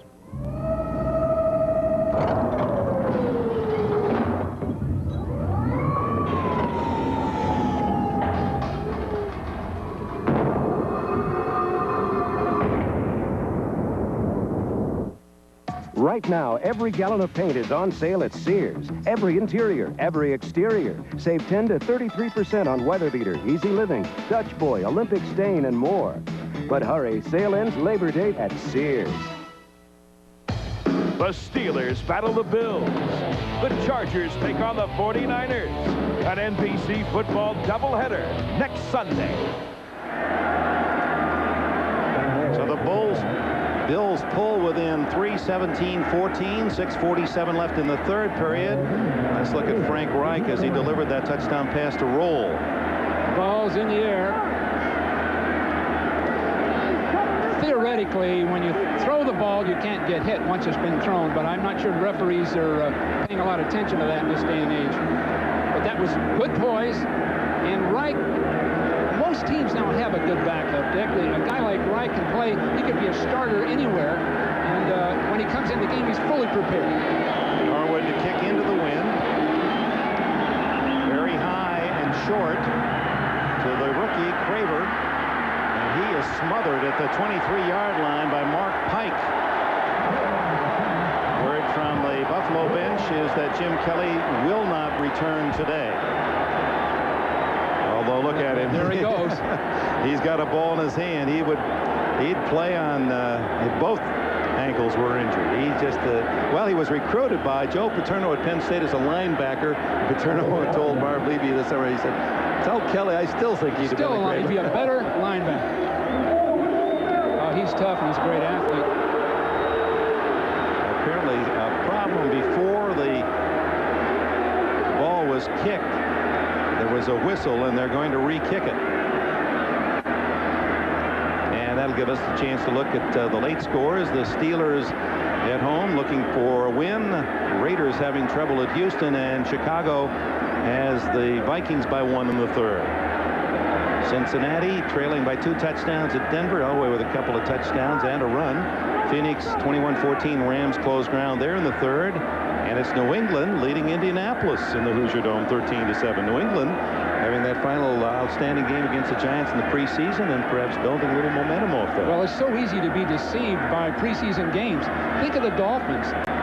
Dan Marino, his offensive unit had 1 touchdown in the equivalent of 2 games in preseason. He makes only 8 yards passing in preseason. He comes out today and he's letter perfect. Difference in the game now, a field goal. And remember, Scott Norwood missed a 25-yarder in the first half early. Well, Dan on the sideline with his coach, you know, they've got to make first downs at least when they get the ball back, because this crowd's into it, the Bills are into it, they've got momentum. The Dolphins have to control the ball. At least 2 good, solid first downs if they do have to punt. 6:47 left in the third period. Norwood's kick again to Craver at the 20. The former Fresno State runner is to the 30-yard line, and flags go in.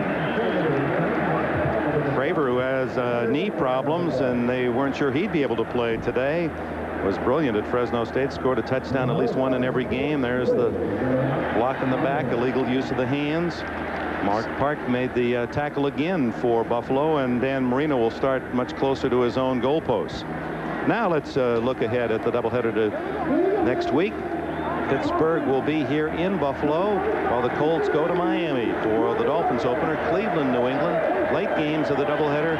The Chargers up at Candlestick against the Niners. Denver will play in Los Angeles, and the Jets and Seattle in the Kingdom. Begins at 12:30. NFL Live. 21-yard line. Marino begins. 6:40 left in the third. Mark Higgs, the running back, over 100 yards already. And it's Higgs. Caught by an ankle, but squirts out to the 24-yard line. He has not much to hit at 5'7". He's very powerfully built in the legs. Cornelius Bennett made the tackle. Bennett came from the far side of the field right into the hole. And so what the Bills are doing now to protect that right side of their defense is Conlon and Bennett are ready to attack when the play goes away from them. Just attack over there to shut that thing down.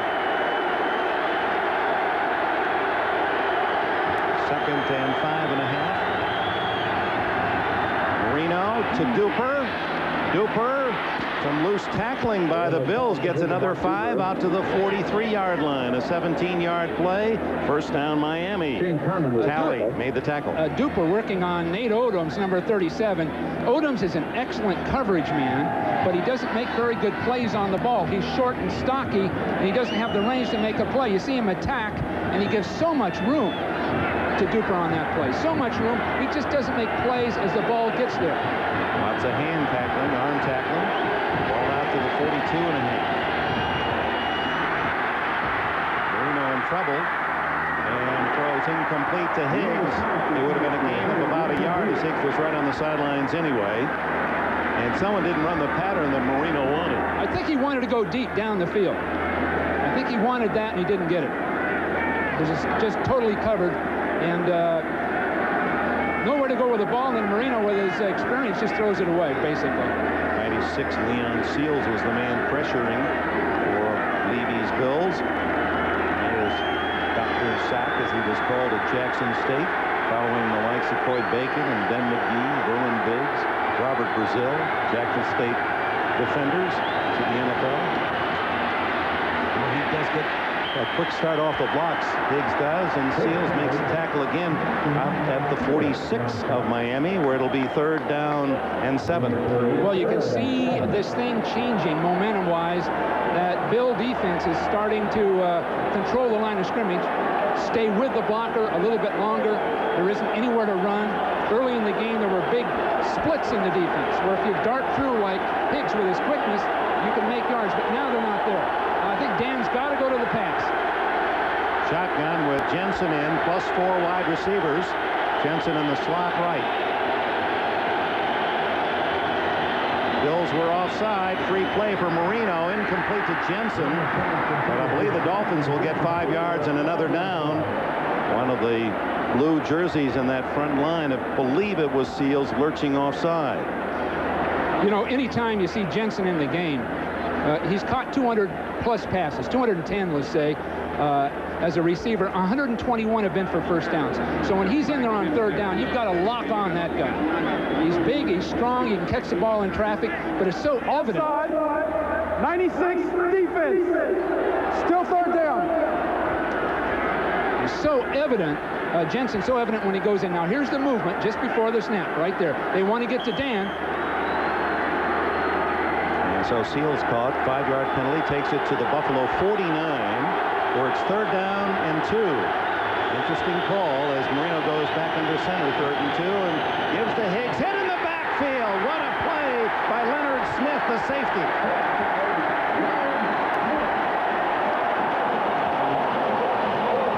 Typically, on 3rd and 2, you'd have a close flanker right next to the tight end to pick up a strong safety blitz.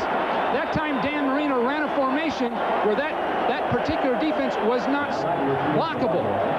And so when Smith penetrated, there was nobody there to stop him. Typically, you have a man right next to that tight end to stop that kind of penetration. So you don't know where the mistake was made, but Dan should have seen that. Strong-legged Reggie Roby. Oh, that ball is high as the top row of the stadium, and the wind carrying it all the way into the end zone.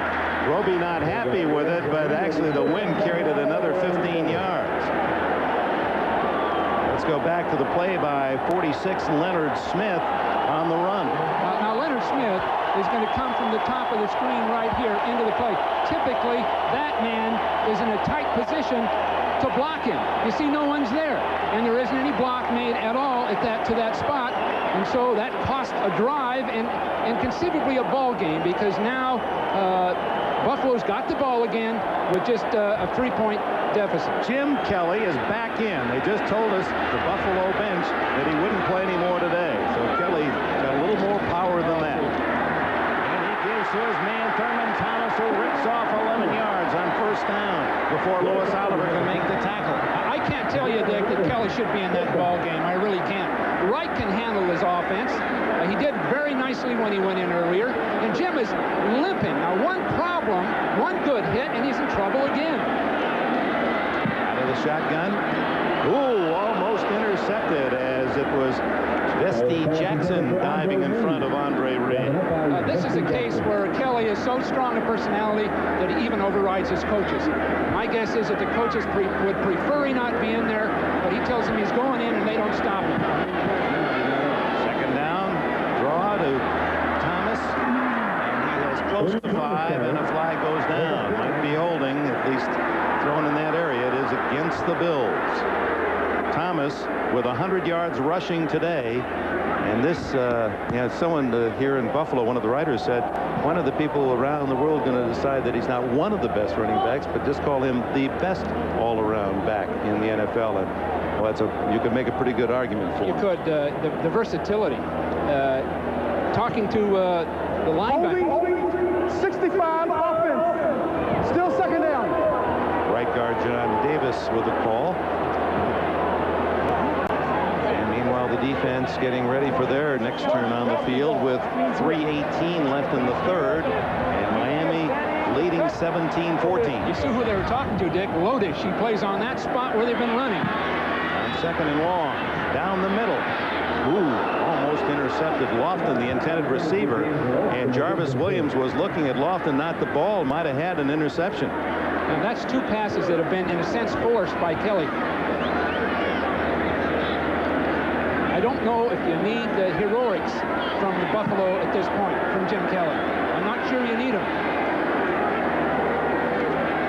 Third and long. It is caught by Lofton, and Lofton has a first down near midfield. He seemed to be perfectly covered by Paul Langford, and Lofton, with his height at 6'3", just went over the top and took it away. Langford wanted the interception. You see him come back underneath for the ball, and Lofton, as you point out, Dick, at 6'3" and a great jumper, and with a lot of poise. Kelly actually throws sort of a pass that was forced in there, but Lofton makes a play on it. On first down, it's Thomas. And he gets to the 50-yard line, and that's all. You know, when James Lofton's in the game, he's going to run the deep end, which he's caught. He's going to run the go pattern down the sideline with his speed, and he's going to run that deep comeback. Those are the three things he's done his whole career, probably as well or better than anybody in the game. Lofton, who in the off-season works out in track and actually races and jumps in Masters tournaments, and he long jumped 24/7 this past winter at 35 years of age. Kelly throws high, and Thomas is there. Thurman Thomas. Touchdown, Buffalo.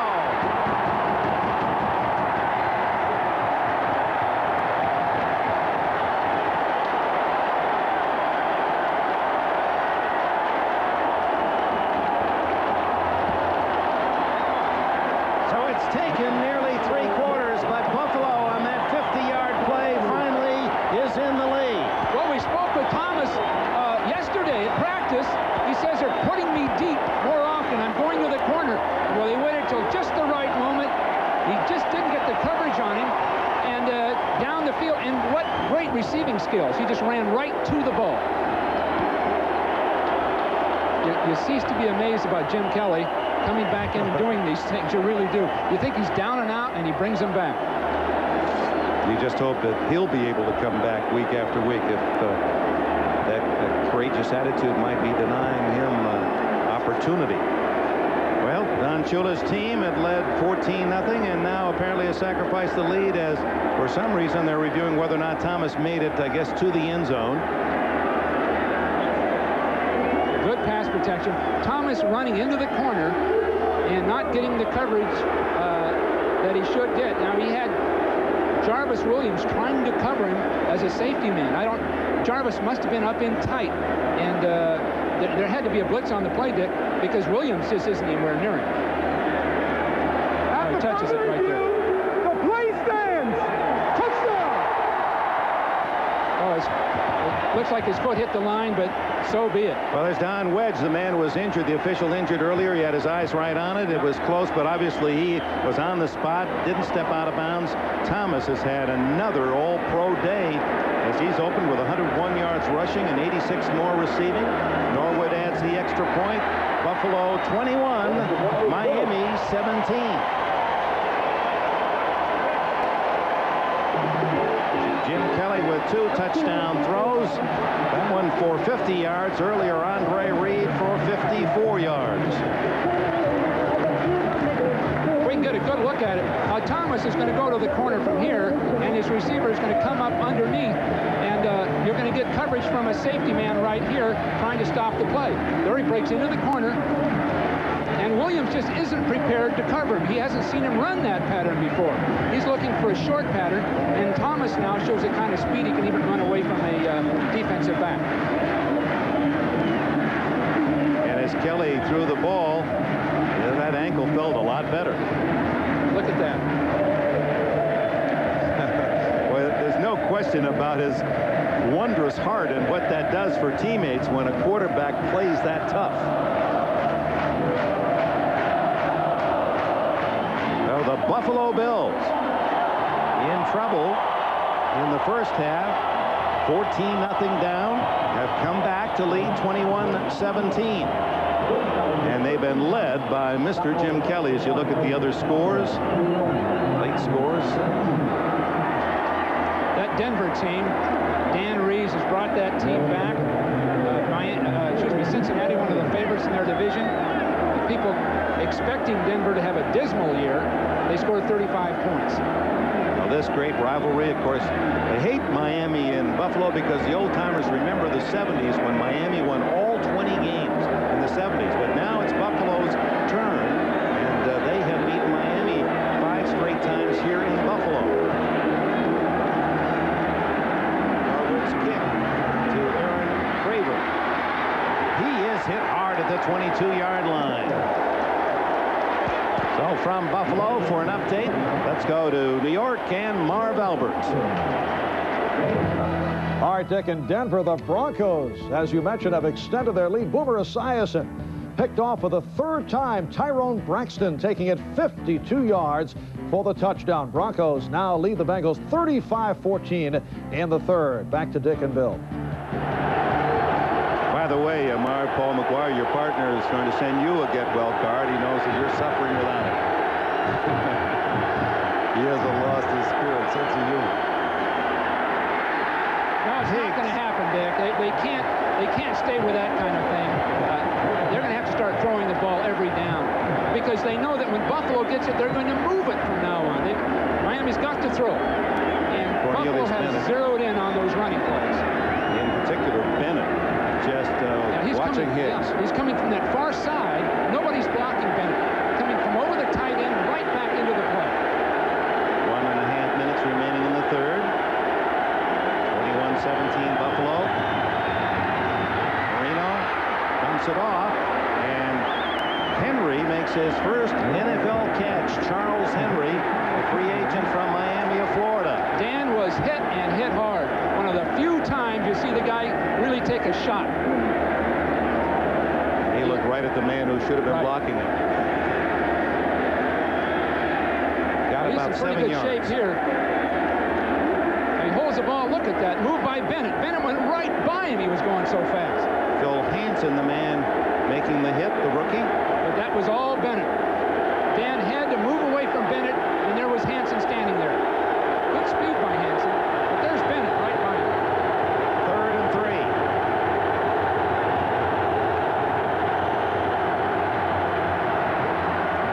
Incomplete to Jim Jensen, and Buffalo's going to get it right back, and these fans are on their feet in Buffalo.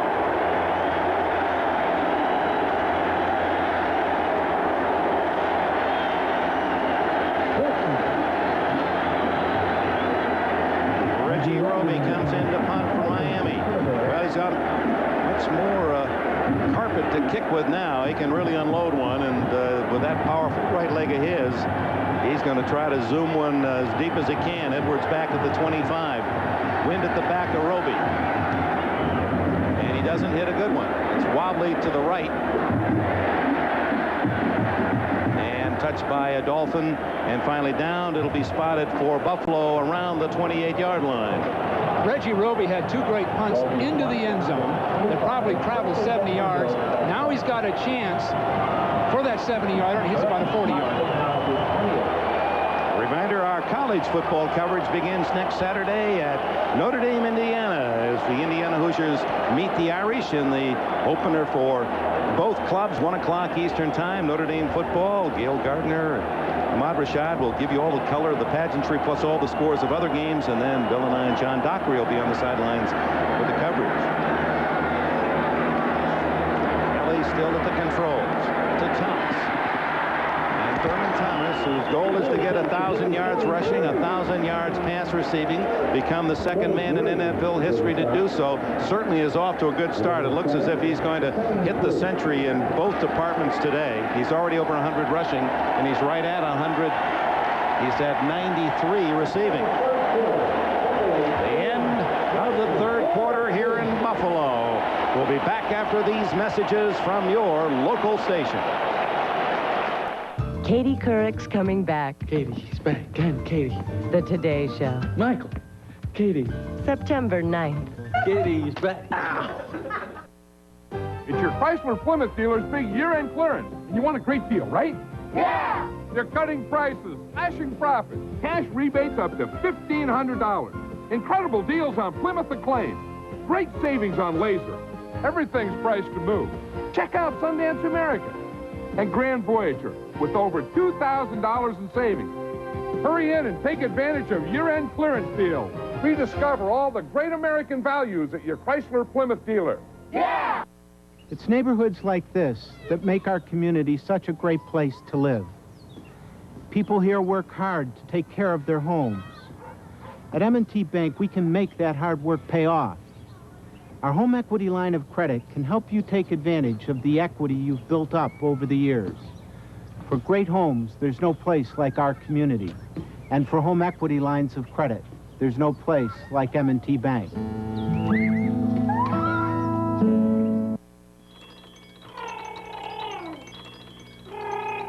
When Jonathan made his debut into the Harper family, he arrived without any financial surprises. That's because his mom and dad had their health coverage through Independent Health. And while traditional health insurance companies will sometimes surprise you by disallowing parts of your medical bills, Independent Health doesn't work that way. Because we know you don't like surprises. Independent Health. Quality coverage you can depend on. Hi, I'm Jeremy Gorska. Watch the NBA telethon after the game. Go Bills! Welcome back to Rich Stadium. We go to the fourth quarter. Dick Enberg with Bill Walsh. Our old buddy Joe Costanza researching.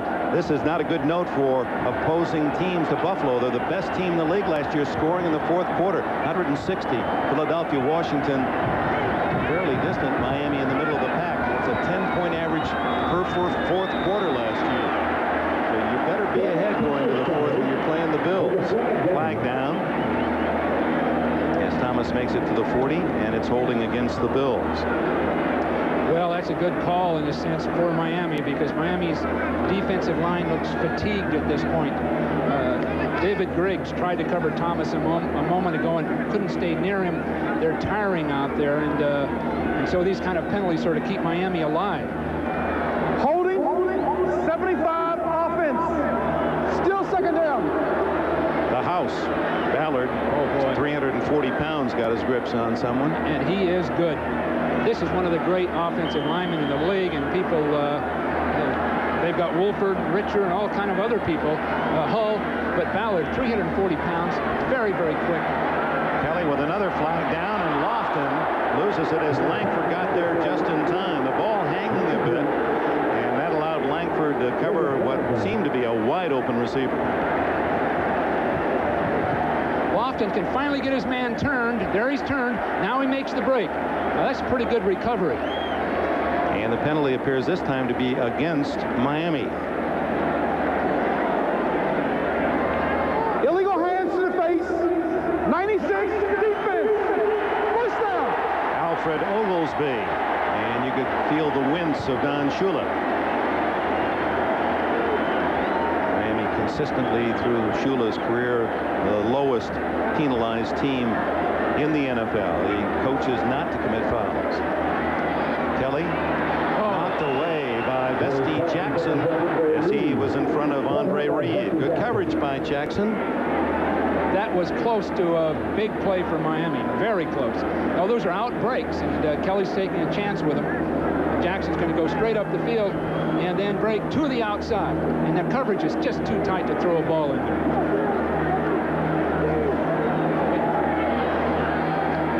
They fire again, this time to Beebe. He fumbles, and Miami apparently has recovered at the 43. Yes, Dolphins ball. T.J. Turner was in on the tackle, and I don't know if he recovered or not. Yes, it was Turner who came up with the ball. Well, the Miami people were waiting for this play. Now, Beebe gets underneath. You see people attempting to block, and their linemen come back out and make the hits. So Beebe is so close to the line of scrimmage that the defensive linemen are coming back to hit him. So the first fumble lost today. A lot of traffic. there's a big hit right there. Delivered by John Offerdahl, the inside linebacker who's earned his way to the Pro Bowl, voted by fellow NFL players for his talent. DB unhappy after coughing it up, and apparently they're going to review about what I do not know. He certainly had. It was ruled fumble on the field. So we're okay, I guess. I don't see any question on that one. Here's Offerdahl, who has become quite an entrepreneur. Dick, you don't want overdalls to be tackling BBs. There's about a 50 to 60 pound difference in weight, and the strength difference is monumental. And when he gets a shot at a little guy like that, the ball's going to pop out. Plus, he's got bagel power. Marino, off play action, gets it to the tight end, and Charles Henry has his second big league catch before tripping at the 35-yard line. Henry has tripped twice after catching the ball.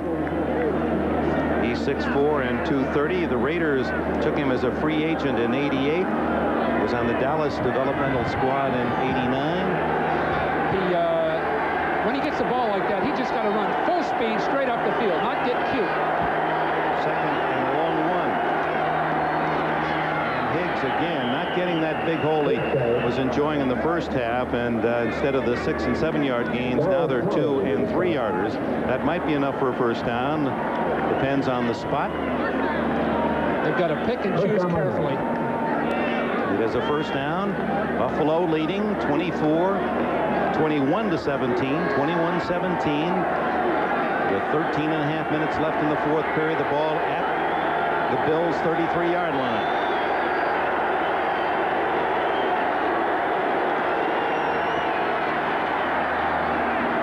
Incomplete. Underneath to Tony Page. Good coverage by Leonard Smith. Darn tough catch. Tony, the ball went inside of Tony. He had to reach in there right where all the traffic is, and it takes a lot of nerve to do it. You see him reaching in, and he feels this man right behind him. He sort of took his eye off the ball. Dan has to soften that throw up a little bit. Page rarely earned the opportunity to catch a ball as a Lion and as a New York Jet, but they used him a lot in that regard. He made 35 catches with the Dolphins last year. His best in the NFL. Little delay in the give to Higgs, and a big hole. Mark Higgs inside the 15 to the 12-yard line. That play was supposed to go to the left side of the offensive line, and Higgs let everybody collapse in and then broke out to the right. That's just great running instincts. He's very quick. 138 yards for Higgs and a career day for him. You see him start in there to the... Now he bends all the way around to the outside. He happens to pick up Page as a blocker, who does a fine job. And look at the momentum he has by the time he hits the safety man. He knocks them all back. Well, he has matched the Thurman Thomas skills, at least running the football today. Higgs again to the 10 and inside the 10-yard line. He's about Mike Powell distance from a touchdown. Can you believe Powell at 29 feet plus? That'd be like taking off just inside the 10-yard line and jumping into the end zone. Setting that hard to believe, especially when you stand down there and see that distance, how a human being could fly through the air that far. Flag, as you can see in the play.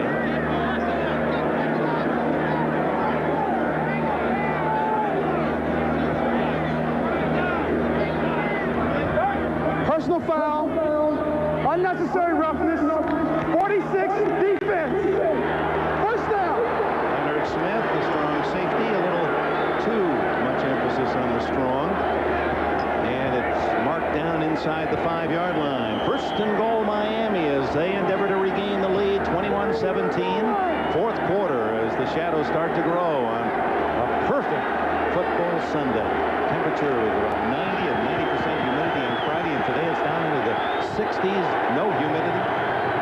Fall and summer all in one weekend.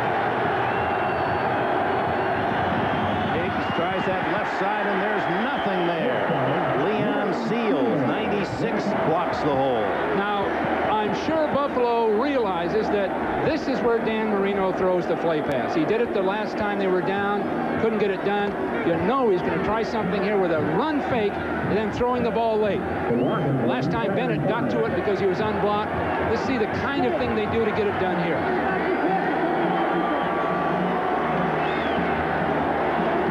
Second and goal. No gain on the play. Cooper left. Clayton right. Henry, the tight end, lined up right side. The quickie is caught by Clayton for a touchdown. Mark Clayton has his second score today. He got inside Kirby Jackson, and it was 6. A 5-yard throw from Marino to Mark Clayton, and not much Miami noise up here in Buffalo. Now, the thing that Jackson could do, once he got inside, once Clayton got inside, it was over. Because Dan's arm is so sharp and quick. He gets it there. Try for point now by Bauman as Clayton celebrates another score. Bauman's kick is good, and Miami back in front 24-21 here in Buffalo with 11 minutes plus remaining. On September 22nd, you'll get your first look at a new luxury sedan that was designed by a sculptor. Until then, photo opportunities will be limited. Watch NBC September 22nd. The driver of this car adds something special to his motor oil. So does the driver of this car. They both use STP oil treatment for drivers on a racetrack or drivers on a fast track. STP. Guys, it doesn't get any better than this. Walt Smith was wrong, because when Muskrat Mike discovered gold, it got somewhat better. And when the Swedish bikini team came downstream, it got a little better. And when reinforcements of Old Milwaukee arrived, it most certainly got better. Old Milwaukee and Old Milwaukee Light. It just doesn't get any better than this. Who in the world would think of using the sun to actually cool the inside of a new luxury sedan? A company where innovative ideas flourish. Watch NBC September 22nd. If your sporty car doesn't feel so sporty anymore, you need a change. To BF Goodrich TA tires, put on a set and feel a whole new level of performance. NBC Sports coverage of the National Football League is brought to you by the new Mazda. Mazda, it just feels right. By Old Milwaukee and Old Milwaukee Light. It doesn't get any better than this. By the U.S. Army and Army Reserve. Be all you can be. And by First Brands Corporation, makers of STP gas treatment. Well, these two rivals in the AFC East providing a terrific offensive show. Miami leading 14-0, then at the half 14-7. Big third quarter by the Bills, and then led by the hobble Jim Kelly. They finally get the lead. Buffalo 21-17. Only find the fumble by Beebe, recovered by Miami at the Buffalo 43, and Marino gunning that 5-yard shot to Mark Clayton for the go-ahead score. Bauman kicks it off into the wind. It dies up there. Taken by Edwards. And he's to the 29-yard line. Just a note on Mark Higgs, is having a sensational rushing day for the Miami Dolphins with 143 yards. In the opening game last year, Sammy Smith against New England rushed for 159 yards on his way to a 831-yard season, the most since Zonka in 1979. And here's Higgs, who had rarely carried in his 3 previous years in the NFL, with a huge Sunday. Keep Miami in the lead. Now it's Kelly going to work with that no-huddle. Open over the middle is Beebe, and that man who fumbled earlier, and Kelly right away puts him back on the horse, and first down for the Bills as Magruder made the tackle. Lewis Oliver was trying to cover Beebe, and that's not a chance of it. No way it can be done. Beebe breaks in, and Oliver's going to be all over him right here. We just can't catch him and make a play. Give to Thomas. traffic.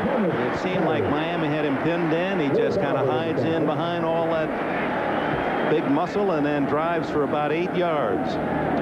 Dusty Jackson, Lewis Oliver make the tackle just shy of the Miami 45.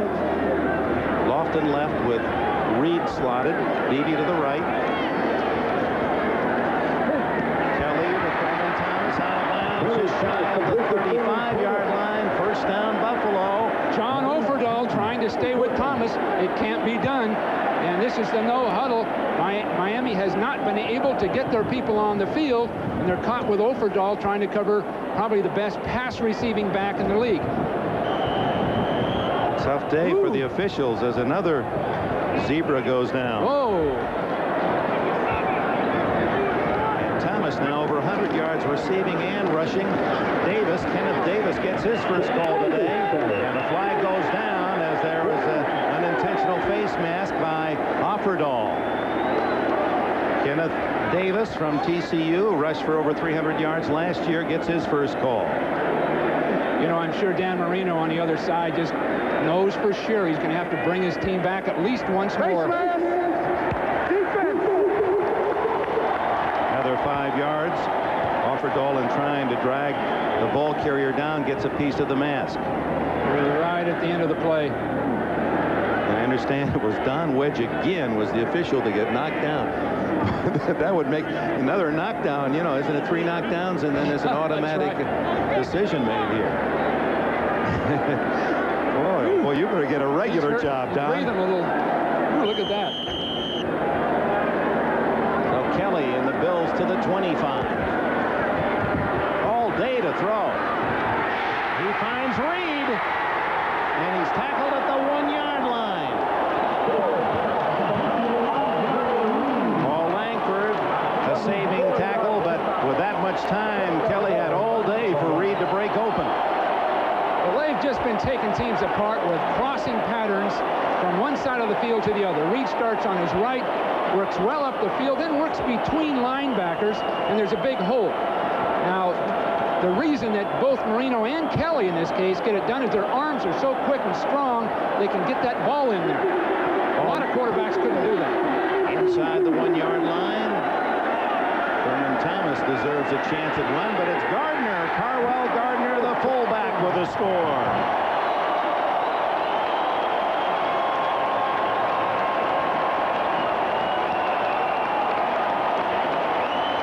Just good power football. The right side of the offensive line give enough room. Now Jeff Cross comes from the other side and almost makes a stop, but Carwell is so strong. That hurry-up offense of Buffalo's, will anyone really be able to stop it? Just moving at will. A short field goal missed. A ball that was intercepted in the end zone when Miami was at the 11-yard, when Buffalo was at the Miami 11-yard line. Tonight another possible score. Penalty against Miami will be marked off on the ensuing kickoff. As Norwood tries for a 28-24 lead.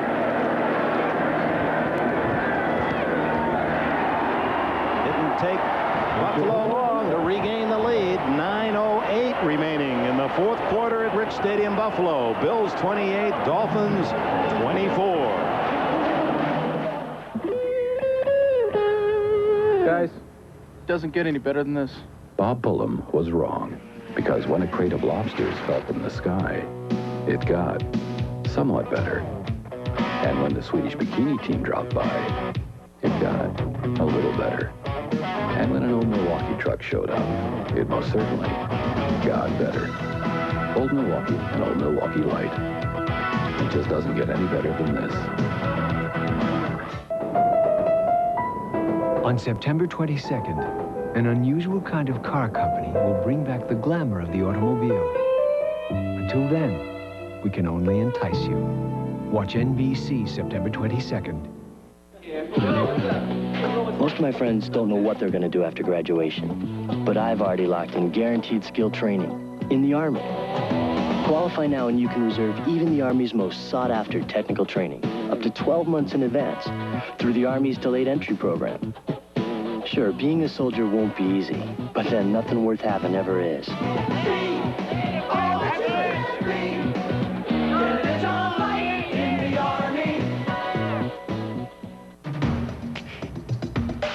On September 22nd, you'll find out about a car company that made its new sports coupe as exciting to listen to as it is to drive. Watch NBC September 22nd. The tradition, the history, the excitement of Notre Dame football. The Irish battle the Indiana Hoosiers, Saturday.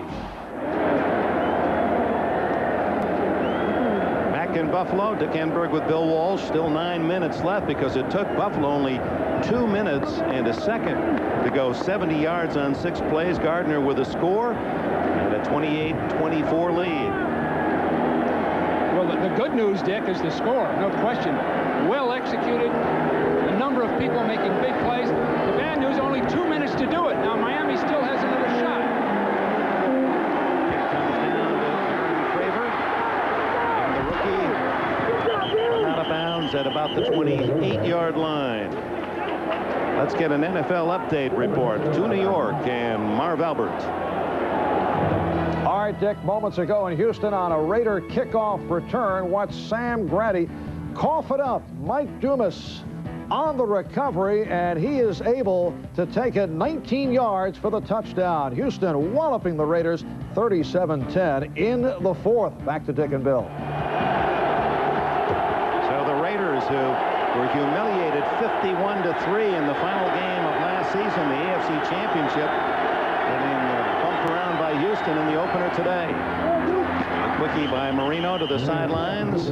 Nate Odoms knocks Stuper out of bounds. A gain of about 7. Let's check the full scores. New Orleans a winner, Kansas City and Philadelphia victorious, as were Dallas and the Jets. Late games read this way: 19-10 Pittsburgh. Houston apparently will win. The Bears in Minnesota in a defensive struggle. Denver apparently will win today. Phoenix by a touchdown in New England. That could be the surprise of the day at Indianapolis, 16-7. Here, 28-24, Buffalo.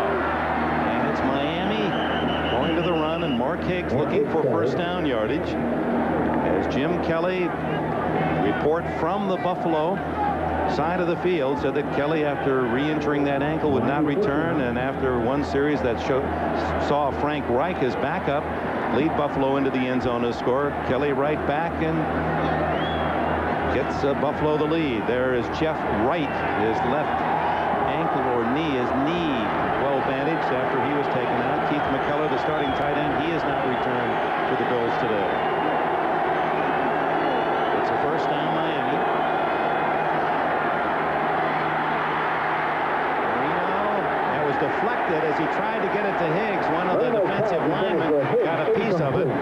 Might have been Phil Hansen. I think it was Bennett. And had he not gotten a piece of that thing, it would have been off and running for 20-30 yards. He starts in, then just gets that hand up out of desperation, it looks like. Yeah, he was trying to rush the passer. Got knocked off course. That's just heads-up football. Because that would have been a big play. Athletic enough to get up there and just get a piece of it deflected high over Higgs, who was out in the clear. 2nd and 10 from the Miami 38. Marino's 12 for 20 after a 6-for-6 start. 2 touchdowns, both to Clayton. The Buffalo offense that has produced nearly 500 yards today underneath of Tony Page. And the big fullback gets a chance. And it's close to a first down at the 48-yard line. They mark it. Marino says it's a first down. We'll see what the officials, how they spot it. That no huddle is a beautifully executed offense for the Bills, but they really don't take time off the clock in the fourth quarter. Obviously, they got the lead off that no huddle offense, but they've given Marino enough time to slowly, methodically move down the field. Instead of having to get big gains, he can get 5 and 6 and 8 yard gains and still have time to get it done. Close enough to measure, apparently. As they bring in the chains.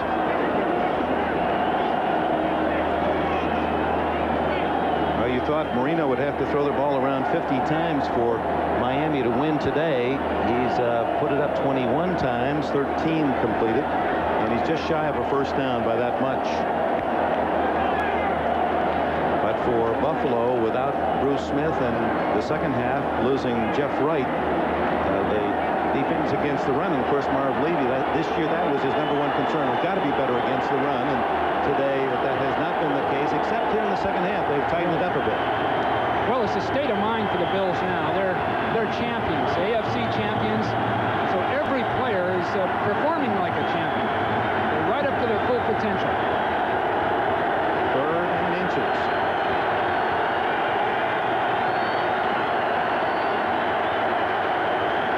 And it's Higgs. Fumbles the ball. Buffalo recovers, or do they? It's still going, and now Buffalo's Kelso on the run. Almost like a rugby scrum. 45-yard line. It's the Bills' ball, and the first turnover from Don Shula's offense.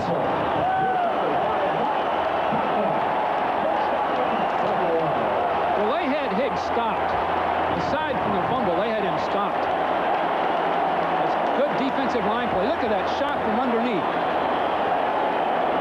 30th carry from Mark Higgs, and he coughs up the ball, and the center fielder in the defense, Mark Kelso, able to recover. And when we return, it'll be Buffalo with the lead and the ball at their own 45. Guys, doesn't get any better than this. Doug Patterson was wrong, because when the shark fin started playing, it got somewhat better. And when the Swedish bikini team came surfing by, it got a little better. And when a treasure chest of old Milwaukee washed ashore, it most certainly got better.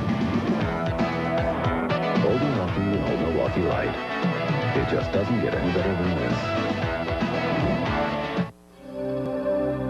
On September 22nd, you'll get your first look at a new luxury sedan that was designed by a sculptor. Until then, photo opportunities will be limited. Watch NBC September 22nd. When your office is 200,000 acres of rugged woodland, you need a deodorant you can depend on. Men count on Old Spice to help prevent odor before it starts. It kills odor-causing bacteria on contact. 99%. That's effectiveness you can count on with the clean, classic scent of Old Spice. Hi, Aunt. Tough day at the office. You bet. Old Spice deodorant, because prevention is the ultimate form of protection. Count on it. This mask sculpture is famous for changing its appearance as the light changes around it. Even more remarkable is how it changed design at an unusual car company. To find out more, watch NBC September 22nd. The Steelers battle the Bills. The Chargers take on the 49ers. An NBC football doubleheader next Sunday. Ray Bentley was the man who forced the fumble. That was the hit of the game. The hit of the game. If Buffalo can hold on to the ball. From a linebacker spot, he stopped the first down play, and he caused the fumble. So Kelso, who recovered it. Now Thurman Thomas goes to work, and 10 more yards for Thomas from Oklahoma State before the safeties of Miami can make the tackle.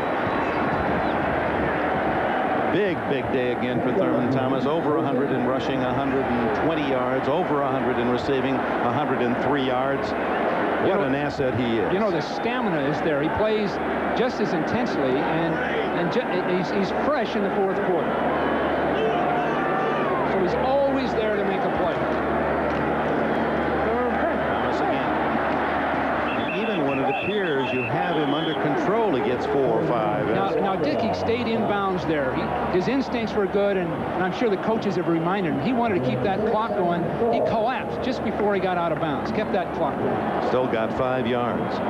Said he finally met his idol, Earl Campbell, at the Pro Bowl this year. It was a thrill for him. Number 34, Hall of Famer Earl Campbell. Well, if Thurman keeps going, he'll be in that Hall of Fame right with Earl. Total yards from scrimmage 2 years ago, over 1,800 last year. Kelly, wide open. Andre Reed, he's tackled after a first down at the 32-yard line. And with a 28-24 lead, the Bills chewing up the clock now. 5:20 remaining in the game. Reed's 9th catch. Well, I'm sure Don Shula will settle for a field goal here because he still would have a chance to come back and at least tie it. But that clock's going to be a problem. There's a burst and like a pivot hook. The ball's thrown just right on time. Now, there's a little too much maneuvering right there. You'd like to see your receiver go right to the ground. No chance of fumble. Kelly now goes under center. And gives to Thomas, who's hit right at the line of scrimmage, gets forward for a yard. Brian Cox, the rookie linebacker, making the tackle. We welcome those of you who have been watching the Indianapolis Colts and New England Patriots. Dick Enberg with Bill Walsh. We're in beautiful Rich Stadium, Buffalo, New York. Over 80,000 fans for the Bills opener. The AFC champion saw Dan Marino in Miami take a 14-0 lead in the first half, 14-7 at halftime. And Jim Kelly, though hobbled by a left ankle injury, suffered in the preseason, re-injured today, has rallied Buffalo to a 28-24 lead, and they're looking for more in the final minutes. It's to Andre Reed, first down at the 20, the 19-yard line. 10th catch of the game for the Pro Bowler Reed.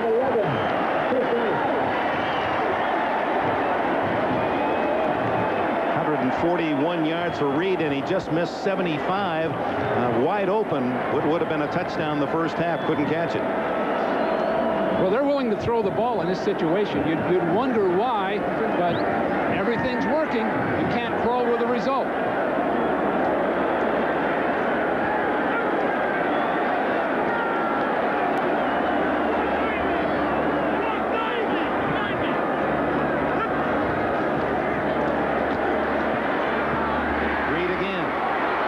Tackles, as is his wont, and all the way to the 6-yard line. For his size, it's hard to believe he's only 190 pounds away. He rips out of tackles. He's got great knee action. And he's one of the few receivers that depend a lot on weight training, weight lifting. You see, they hit him, knock him off course. He still catches the ball, makes people miss. He's one of the really elite kind of guys in the game. First and goal, Buffalo at the 7-yard line. As Al Edwards trying to get on the field, Kelly says, hurry, get in here. We got time. The clock down to 10 seconds. He's in for Andre Reed, and the give to Thurman Thomas. Thomas has a touchdown.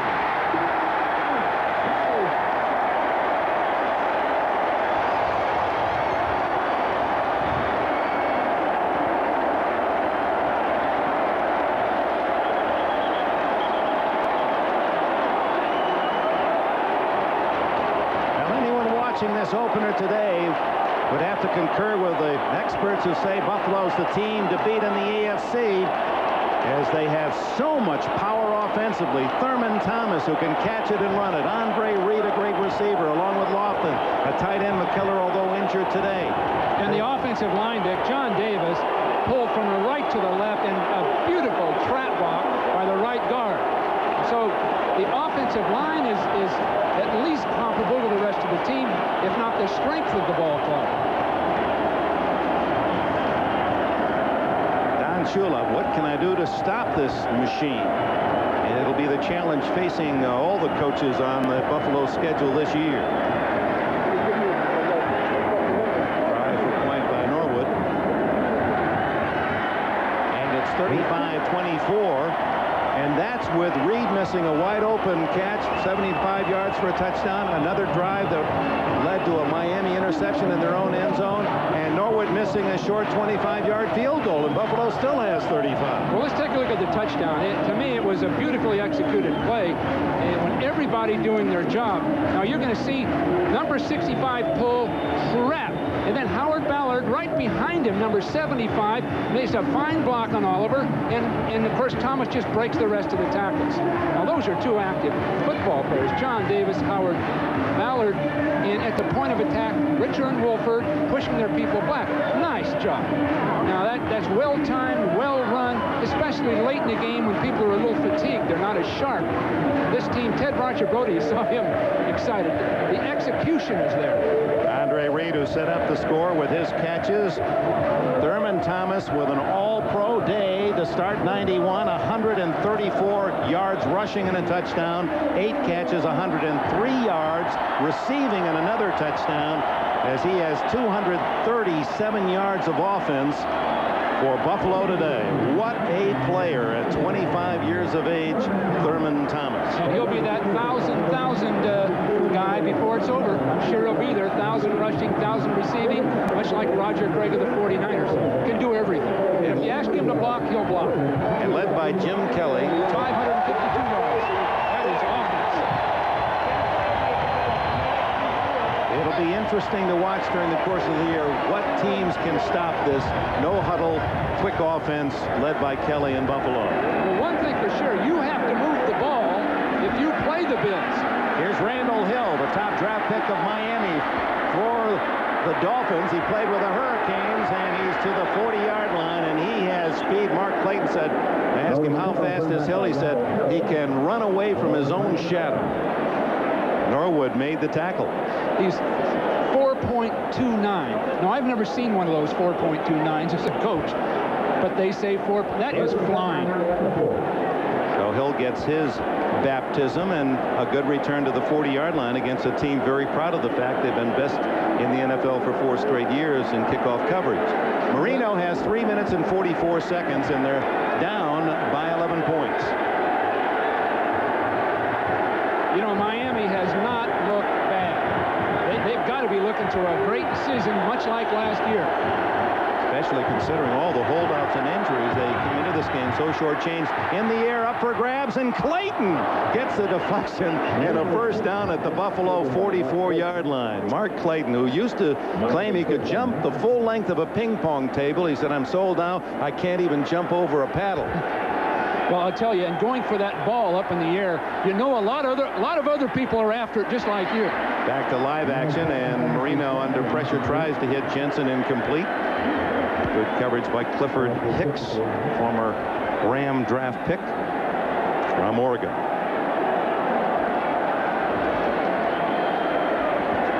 Well, if you're going to do any more games, just a warning for you guys at NBC, CBS, ABC, ESPN, Turner, and all the rest. Get out your superlatives. You're going to use them up in a hurry when you talk about the Buffalo offense. You need a lot of adjectives. Meanwhile, Marino and Miami trying to come up with a miracle. It is boom, a struggle there between receiver and defender, and who wins it? It's Freddie Banks, number 86, his first catch of the day, and what a catch it was. Kirby Jackson appeared to have intercepted it. 25 yards. Looked like both of them had it, and if they did both have it, it goes to the offensive man. Inside the 20 of Buffalo. Marino to Clayton. Clayton with 2 touchdowns today, and he fights to about the 3-yard line before Hicks can make the stop with 2:45 left, and Marino trying to hurry his team into offensive position. Well, Miami came out to play after a dismal preseason. Marino has really got him on track, and they found somebody. Mark Higgs is a back that the Dolphins can gain 1,000 yards with. He's quick, he's strong, you've got the receivers, and of course this truly great quarterback. Marino spending one of the timeouts at the 2:38 mark, and a chance to talk about Mark Clayton, a veteran from Louisville, who was the all-time receiver in many regards, many records for Miami, and about to pass Nat Moore on the list of most touchdowns and most yards. He's over 7,000 yards today. He's caught 6 balls for 138 yards and 2 touchdowns. So Clayton is still a deep threat for Miami. Well, I was concerned that both Clayton and Duper, their skills were eroding through age, because their great years were 84, 85, 86, and just recently their average per catch has been way down. They've been injured a lot, on and off the field, in and out of the training room. But as of today, they're reaching back a little bit, because both guys have played very, very well. Claytonville now with his catches today has 443 in his career. Nat Moore, Clayton's number 2, Moore with 510 before retiring as the career leader. Well, they've got to get in quick. You can't take any time before they score. They've got to get in the end zone quick. He's got to throw the ball. They can't take any more timeouts, either incomplete or touchdown. First and goal from the 3, trailing by 11, 35-24.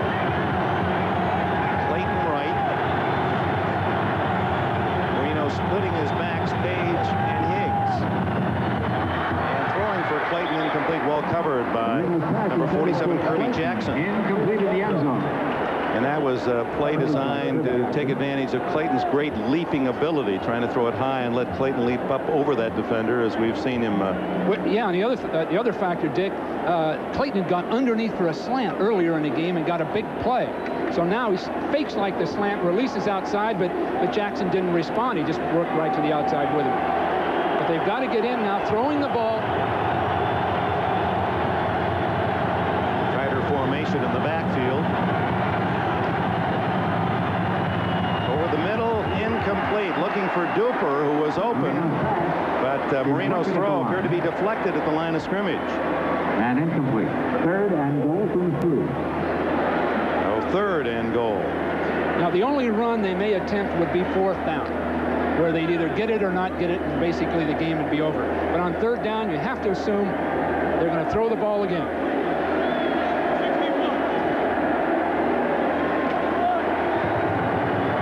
Duper left, Clayton right. Tight end Henry on the right side. It's a touchdown to Duper. Mark Duper's first touchdown of the new season. It was all forward pass. A beautiful quick out thrown low and away, where the only man that can catch it would be Duper. Watch where the ball is caught. Watch where the ball is caught. Low and away. So the defender, Odoms, can't get near it. Now that's a great forward passer.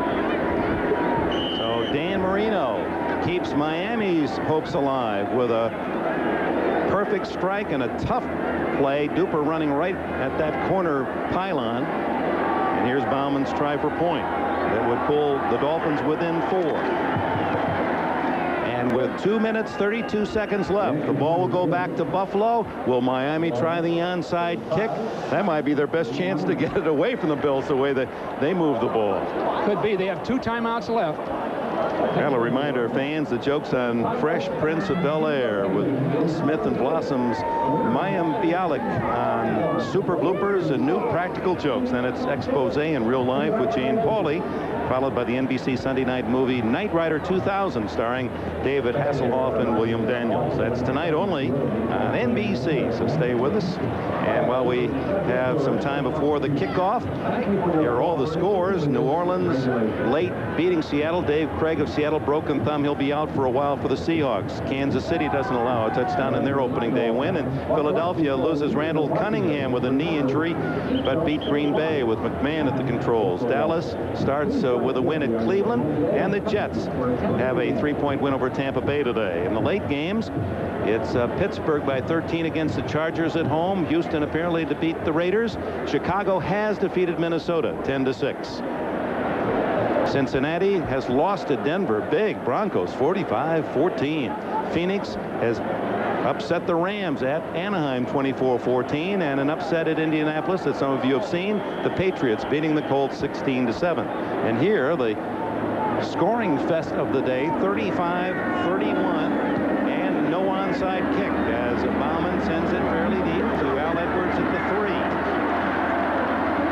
Edwards out to about the 23-yard line. Miami has 2 timeouts left. And they'll get to 2 minutes, so they've got 3 chances to stop the clock unless Jim Kelly chooses to throw an incomplete pass. Now, this is the point where you've got to run the ball. You've got to force Miami to use their timeouts. And you can't fumble it, but an incomplete pass stops that clock, and that's what Miami's counting on.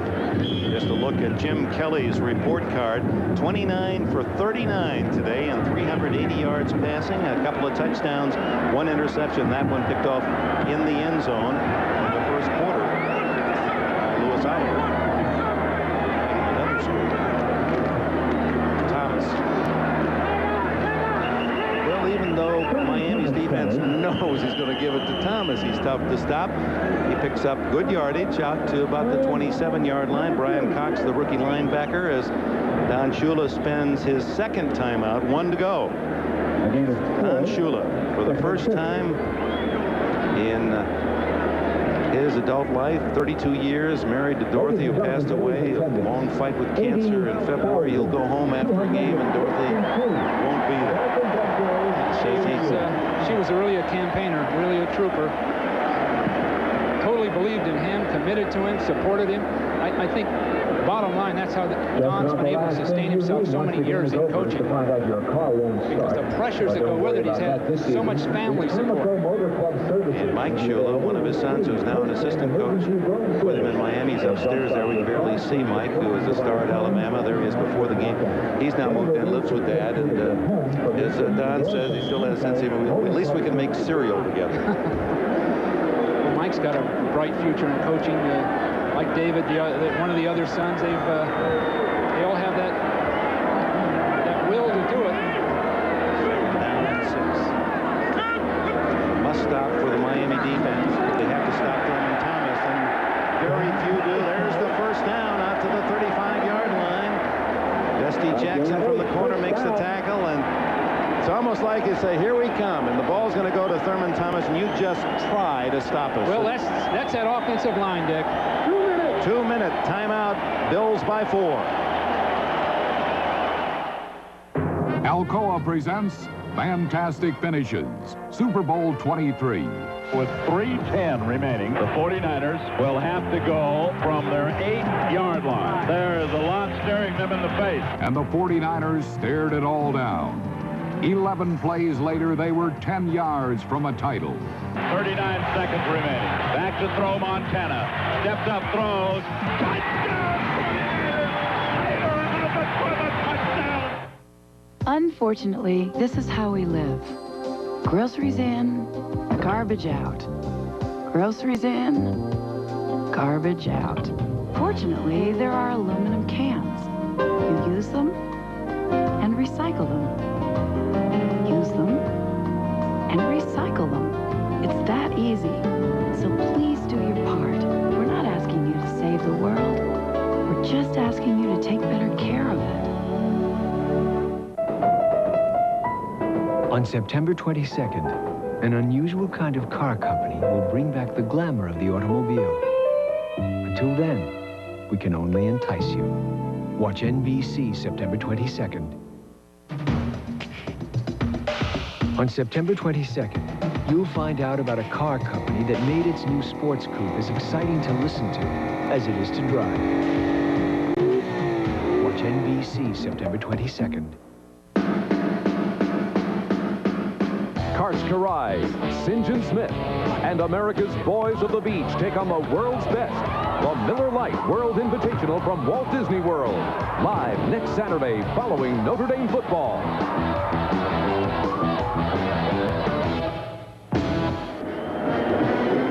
2 minutes to go. Fans came to Rich Stadium confident that Buffalo would extend their home streak against the Dolphins to 6 straight wins, but it has been a nervous victory at times for the Buffalonians. 35-31, 2 minutes to go, 2 timeouts, 1 timeout now left for Miami. Jim Kelly only needs to protect the football. And there's the man he gives it to, Thomas. And the final timeout used by Miami as Jim Kelly's offense nears 600 yards today. And Miami has played as well as a team can play. And I have no quarrel with the way Miami's been playing. Bill, we've just received word, the story over the weekend involving Notre Dame and 2-star players, Demetrius DeBose, one of their top defensive players, and Rick Meyer, the starting quarterback, caught in a celebration off campus yesterday and arrested. We understand that Lou Holtz has said he will not he will let them play in the game against Indiana next Saturday, but he will discipline them. No details on what that discipline might be. But for a moment, for Irish fans, it looked as if without Meyer, they would could have been in serious trouble. Well, anything like that, Dick, you know Notre Dame, either the coaching staff, athletic department, or the school management or hierarchy are going to take action. They're one school that really step in. I just hope it's not too extreme. I'm sure these are sharp young guys, and I just I want to see them play. Right, they will apparently play against Indiana next Saturday, and we hope you'll join us for our telecast that begins at 1 o'clock. And of course, next week, next Sunday, Don Shula, the Miami home opener, and the Dolphin fans, considering so many holdouts and injuries, have to be pleased at how well this Miami team has played, especially on offense. Defense hasn't stopped Buffalo, but not many do. And for Buffalo fans, they're trip to Minneapolis. Many folks have already made their ticket plans and travel plans to go to the Super Bowl. They feel Buffalo will be there. Jim Kelly, despite the fact he left the game with an ankle that had a report, official report, a Buffalo report that he would not return, has come back, and despite the pain that he must be feeling in that ankle, has led his team superbly. He's a marvelous talent. A lot of pain when you re-injure those kind of ankle sprains, but typically you can come back and play. No question about that. And Jim's as tough as they get. But they play again in Miami, and the Dolphins will be ready. So it's not over yet.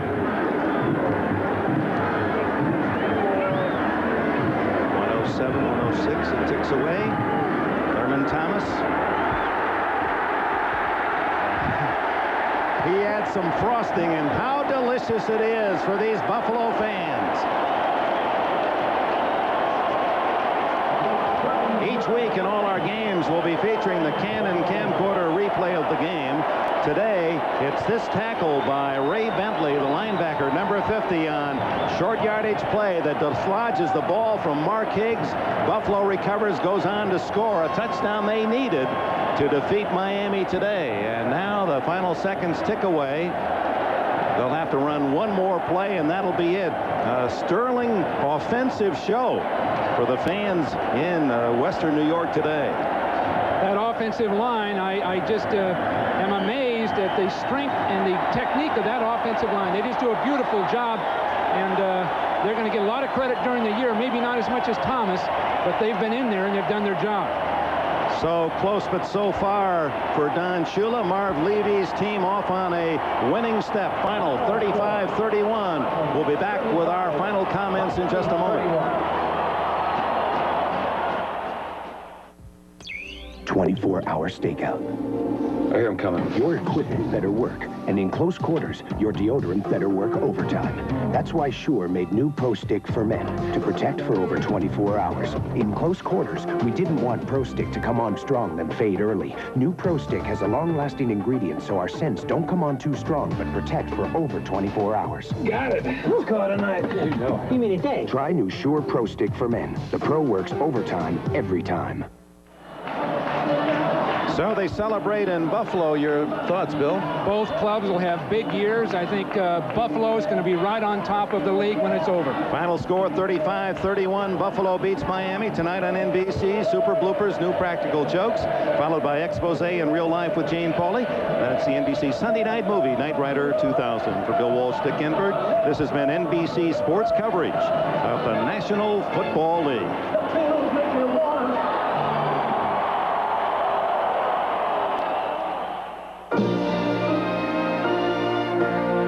Promotional fee has been paid to NBC by United Airlines.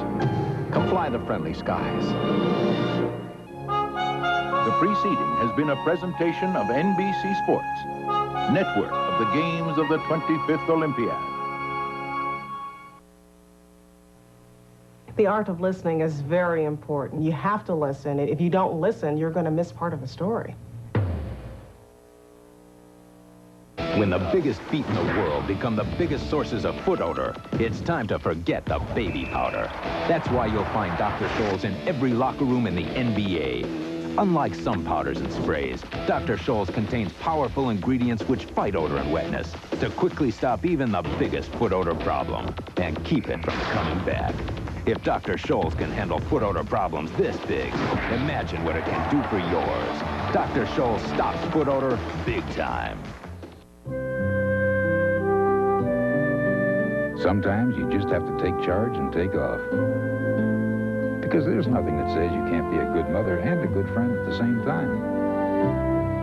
And you're likely to find that some things have changed for the better, while some things haven't changed at all. Bowling at BPAA centers, it's a whole lot more than a game. Some beer companies pour their money into commercials with beautiful women and fast cars, but at Genesee, we wouldn't think of doing something like that. We'd rather pour our money into golden color, smooth body, and obviously good taste. Wouldn't you rather rather have it, Jenny? Hey, get back in the car. These are the machines of the 90s. Fuel injection, overhead cams, multi-valve. Today's high-tech engines demand high-tech protection. Kendall Motor Oil is specifically designed to provide the ultimate protection against heat and wear under the most extreme conditions. Don't take a chance with your high-tech engine. Use Kendall Motor Oil, formulated to protect your high-tech engine. Kendall Motor Oil, pour in the protection. Kendall, available at these locations. Hi, this is Steve Tasker of the Buffalo Bills. Please join our MDA Jerry Lewis Telethon after today's game. Goal to Go, the post-game show, is brought to you by Labatt's Blue, Canada's #1 beer, and by WBEN Sports Radio 930, and by True Value. Got a tough job to do? You can do it with True Value hardware stores.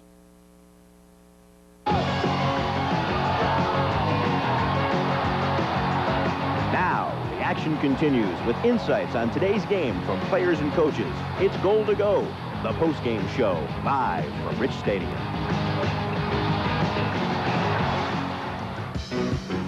(28-14), 28-24, Bills with about 8 minutes to go today. The Dolphins had 3rd down and 1 at midfield.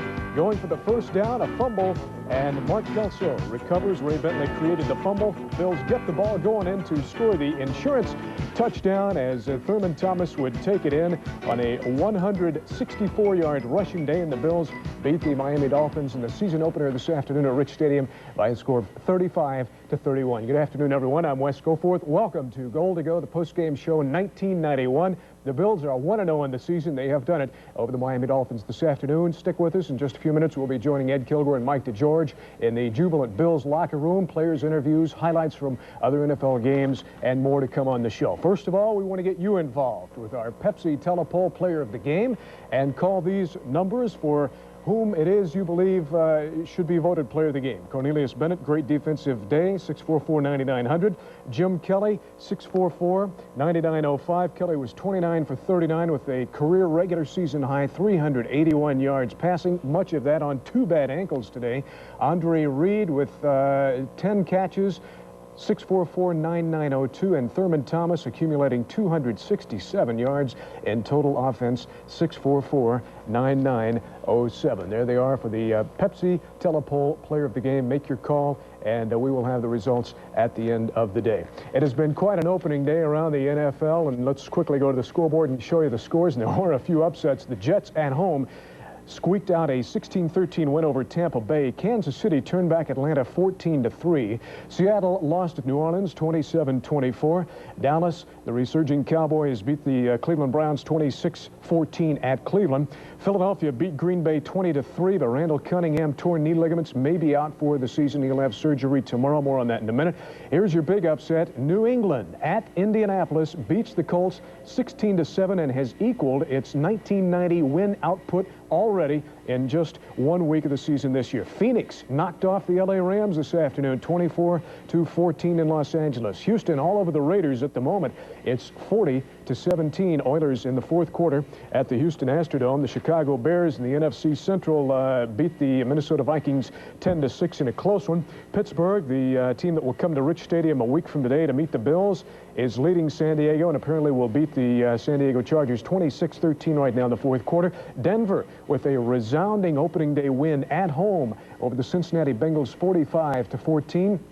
Later on tonight, the Detroit Lions at Washington to meet the Redskins in the NFC. And tomorrow night, another big Monday night matchup between the Giants and San Francisco 49ers. But first of all, of course, the Bills, and again, in case you've been in a cave or something, 35-31 over the Miami Dolphins here on opening day. And we'll join Ed Kilgore and Mike DeGeorge live in the locker room in just a few minutes. Now let's go to New York, where the Jets and Bruce Coslet hosting Tampa Bay this afternoon. Jets go up 13-6.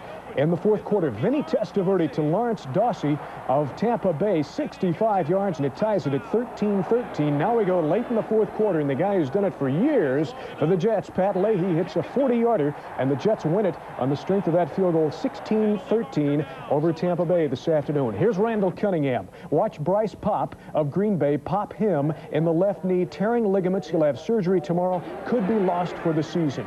4th quarter, Eagles up 13-3. Jim McMahon hits Fred Barnett on a 75-yard touchdown pass. The Eagles went on to win it 20-13 with McMahon in the substitute role. But again, the bad news for Randall Cunningham. Bills over the Dolphins 35-31. Ed Kilgore standing by live at Rich Stadium right now. Ed?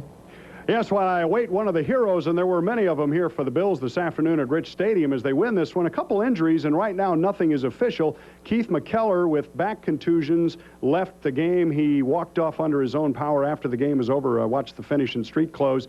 Of a more serious nature, perhaps, is the knee injury to Jeff Wright. Now, Jeff moments ago told me that he suffered a dislocated left kneecap. Now, that sounds bad and it's painful, but it's not nearly as bad as if it were torn ligaments. They don't think that's what it is. He thinks he may be out 2 weeks, perhaps no longer than that, so that would be good news on the situation with Jeff Wright. Jim Kelly has the sore ankle, but the gutsy guy came in and finished up and had a phenomenal afternoon, as did Thurman Thomas, who, again, as you were just told there, had over 260 total yards, including that big gainer there late in the football game that salted it away for the Bills. We'll have one of the Bills stars coming right up here in just a minute. Wes? Okay, Ed, thank you. And more to come on the post-game show after this break. Stay with us.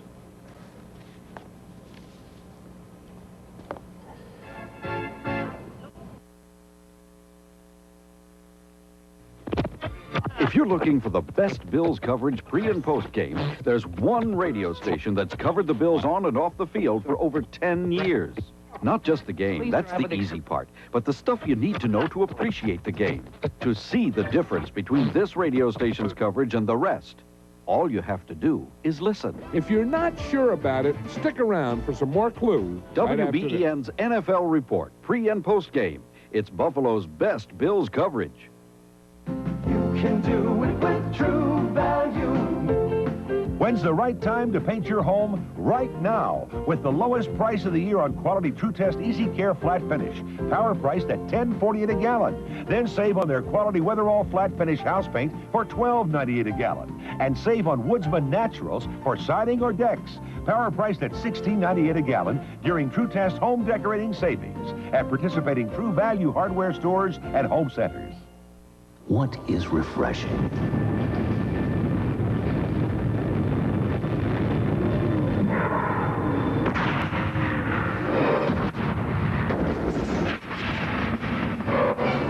It's the taste.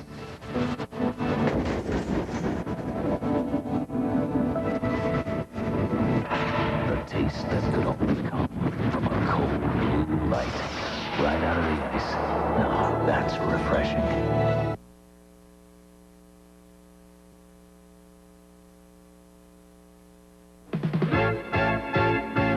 Bills make me wanna shout, kick your heels up and shout, throw your hands up and shout, throw your head back and shout. Come. Welcome back to the post-game show. Ed Kilgore now standing by live with Ray Bentley in the Bills locker room. Ed? Thanks, Wes. Yes, you know, Ray Bentley didn't have, 3-4 touchdowns, didn't throw any TD passes, didn't do anything like that, and yet, Ray, your hit in the fourth quarter there may have turned this game around. Maybe you can tell me exactly what happened on the play. I got to give the credit to the defensive line and Darryl Talley because they came in there and took out all the interference. It was a straight shot for me, and I caught him just as he was going to jump. And that's when he doesn't have the ball real good, it shot right out. Here we see it. It was a 3rd-and-1 play, big play for the Dolphins. Darryl take him out and just opened wide up. Come in there and throw your head in there and see what happens. And now Kelso with the ball, reverses direction, and finally decides that discretion is the better part of valor and hits the dirt. But that preserved a 28-24 lead at the time. But in this game, you never knew how many points were going to be enough. The Dolphins offensively gave you fits, throughout the game, but especially in the first half. Yeah, they sure did. We expected a hurry-up kind of thing from them. They came out power football, and to their credit, they knocked us off the ball early in the game. We made some adjustments and were able to contain them a little bit in the second half, but they're a very good football team. Ray, mentally, what was it like for you? You didn't start in the game. Bailey did. You came on in the second half after watching from the sidelines. I know that has to be a little frustrating, particularly for a veteran like yourself. How do you forget about it and come in and just play football? Well, I've been referred to as the consummate team player, which I don't know if I like that or not, but hey, I just want to win, and if I can come in there and no matter if it's starting out or coming in late and helping out to get this team a victory, then that's what I'm for. All right. Congratulations on a terrific game, Ray. The Bills, again, 1-0, and we're going to go back to Wes right now. Okay, Ed, thank you. Before we join Marv Levy's press conference, I want to run down the scores again for you. The Jets over Tampa Bay by 3. KC beats Atlanta 14-3. Seattle losing at New Orleans. The Cowboys beat the Browns 26-14. Philadelphia, despite losing Cunningham, beats Green Bay. New England with an upset win in Indianapolis. Phoenix knocks off the LA Rams at home. Raiders losing at Houston. Minnesota loses at Chicago in the black and blue game. Pittsburgh over San Diego. The Steelers come to Rich Stadium next week. Denver big over Cincinnati on opening day. Detroit plays at Washington tonight. And, of course, the 49ers and Giants tomorrow night at the Meadowlands. Now we join Bills head coach Marv Levy live at his post-game press conference. Ball to Thurman, run and pass almost always, but as the game unfolds and as the quarterback, because he calls a great deal of it, as he sees what's there on the basis of what you plan during the week, he'll call what he feels are appropriate plays. Given Kelly's situation with the ankle, what does that say about him, the way he came back after the second injury, and he played even better, it seems, once he hurt him the second time? Well, again, it takes a unique individual. You have to have the ability. He does have ability. You have to have some great toughness. You talk about leadership. I keep hearing about somebody's a leader in the locker room. I don't want leaders in the locker room. I want guys out there that can play. Only players can lead. Only players can lead. And I think it says a lot for the man. Had he not succeeded in bringing us back to a win, that's not the only measure of the quality of a person. You're not going to win every single time you play. I give a lot of credit to Frank Reich stepping in a real tough situation down there. I think it was third down. I believe it was, or was it second, when he went in and finishing off that touchdown drive. That took a lot, too. Don't overlook Frank's performance. Hey, Mark, do teams still underestimate Thurman, especially when you see today what he can do in the passing game? No, I don't think teams underestimate him. I don't think so, John. I think that he's just a great performer, and they have great respect for him right now. You might look at him, you know, Sally's just a short, squatty guy, doesn't look as heavy as he is even, and he doesn't look like he's got that Bo Jackson speed, but he's a performer. Apparently he doesn't need much work in preseason in terms of game work either to use him He's that smart. He gets a lot of work in practice. Everything he does is he learns quickly, and he apparently doesn't. Particularly a running back is going to carry the load he takes. We'd like to get him just enough to stay sharp. And the longer he's with you, the less he probably needs in preseason. Andre Reed too. Andre played very little in the preseason. Had a great day. Once again, Marv, you were reluctant or hesitant to make give any indication about the use of the no huddle or downplaying it, and clearly that is this team's bread and butter, isn't that? I mean, well, today we used it, and there's no sense me saying when we might or might not use it in the future. I mean, it doesn't make sense to. You can speculate, and even if I said don't, I know you will. Coach, could you assess Darryl Talley's game? Did he play up to par as far as your Darryl Talley? I tell you, I really can't assess it right now. I don't know. He came through it fine. He's not in there hurting and moaning, like for his first contact. But I don't know how he played individually. The one guy caught my eye very much on defense was Cornelius Bennett. I thought he made a lot of plays during the course of the game. And there are others that did play well, and I just don't recognize it up right up front. Cornelius playing inside linebacker? I beg your pardon? Cornelius, second half, was he an inside linebacker? Well, a lot in one of the long yardage schemes we were using, a certain nickel combination we were using, yes. He was, John. How dire or desperate is the situation now on your defensive line? Well, we'll address it. There has to be some patching up with Reggie Rogers down, Bruce Smith, we don't know if he'll be ready, Jeff Wright being injured. It's a source, it's something we have to deal with, and we're not happy about it, but that's the way it is, and there are going to be other guys who will put on the pads and go in there and have to play well. Okay, Marv Levy wrapping up, talking about Jeff Wright, the nose tackle who suffered a dislocated kneecap today, may miss a couple of weeks, but again, that's his prognosis. We don't know for sure. You would wonder about the patellar tendon being possibly injured at that point. We should know more later in the week. Stay with us. We'll be back live from the Bills locker room right after this word. The Bills make me wanna shout. Throw your heels up and shout. Throw your hands up and shout. Throw your head back and shout. Come on now, the Bills are making it happen now. Stand up now, come on and shout. Yeah, yeah, yeah. Let's just cut to the deal. No balloons, no brass bands, just serious savings, plain and simple. During Ford's factory-authorized clearance sale, you'll get a cash bonus of up to $2,000. No song and dance, just up to $2,000 savings. Or you can finally get a car payment you can afford with 2.9% Ford credit financing on Escort. Bottom line, you make it afford, we'll make it affordable.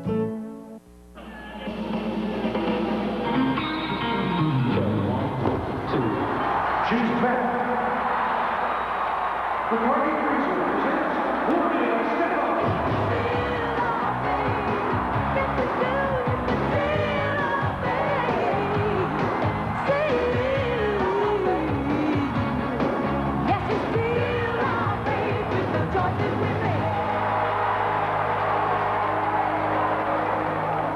It only happens once a year, and the time is now. Everything goes. Raymore and Flanagan's fabulous Labor Day sale. Best quality furniture and bedding at unheard of prices. Deep, bona fide markdowns are yours today from noon to 5, and tomorrow 10 to 5 on Brookline, Richardson, Bassett, Broyhill leather, even carpeting. Plus, no interest or monthly payments for 6 full months. Yes, you heard it right. Everything goes at Raymore and Flanagan's Labor Day sale. Once a year savings today, noon to 5, tomorrow 10 to 5. The bills make me wanna shout, kick your heels up and shout, throw your hands up and shout, throw your head back and shout. Come on now, the bills are making it happen now. Stand up now, come on and shout, yeah, yeah.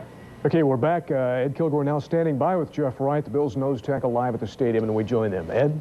Hey, now this is a guy that's a warrior. He stopped by to say hello to us despite the pain. I know you can't be feeling too good right now, Jeff. And tell us, in your own words, what you think the injury is. Well, right now it looks like I dislocated my patella, my kneecap, and they told me possibly 2-3 weeks, but it's not confirmed, and they got to look at it some more. And what do they do tomorrow? They're just going to take some more x-rays and put a pressure wrap on it, and then go from there. Have you ever had to deal with this kind of an injury before? In fact, I've done this injury before. My first year in college when I was at Tulsa, I dislocated the same kneecap. How long were you out then? I was only out for I think it was like 3 or 4 weeks. All right, well, boy, with that defensive line, they need you in there. One bright spot for you today, you got the quarterback again, and Marino's a tough guy to get. Yeah, I'm real happy about that, but, you know, I like to play. I was going to say, that's kind of, the joy is somewhat tempered, I'm sure. What were the Dolphins doing? They were running pretty effectively. Higgs is a hard little runner, isn't he? Yeah, he surprised us. He's a real good, effective runner, and he's just a tough little guy. They were just running basically off tackle and some up the middle, and, you know, we just had to buckle it up. And, you know, first game, we were a little bit rusty. All right, Jeff, listen, get some treatment there or whatever you have to do. We appreciate your stopping by. Thank you, Ed. Good luck. Jeff Wright, Bills nose tackle, going to be out for a while. And with that Bills banged-up defensive line, Wes, it's going to present some interesting problems for Marv Levy and his staff. Well, that's right, Ed. Already decimated, of course, with Bruce Smith out. Maybe Bruce can be back. Any word on him at all today out there? Not really. I have heard talk that they expect him to be ready for next week against Pittsburgh, but that is not official, so we'll just have to wait and see, I guess. The good news is that Leon Seals looked good and showed no ill effects of his particular knee problem. Thank you, Ed. We'll rejoin you back out at the stadium momentarily. Right now, going to go to Bills quarterback Jim Kelly live for his post-game comments. I like Jeff Wright go down because, to me, and I'm sure a lot of the offensive line throughout the league thinks he's one of the best nose guards, so somebody's just going to have to pick it up. Talking about the difference today, Jim, after the Oliver interception, you made saving tackles. Did you think twice at all, because the whole stadium had that collective sigh of relief afterwards that you weren't hurt going after a guy like that? You'll never see me run the opposite direction. He intercepted my pass, and he's going to pay, but he ran out of bounds. How does the ankle feel now? What's that? Would you say that your ankle now feels sore, or did you re-injure it more or less? How do you feel in terms of next week? Take it one day at a time. Right. I guarantee you I'll be suiting up. I'll be playing in there. And just have to keep it taped tight and take it one day at a time. I'll have to continue my treatments and go with it. Yeah. Thurman Thomas, talk about his game. Who? Thurman. Thurman who?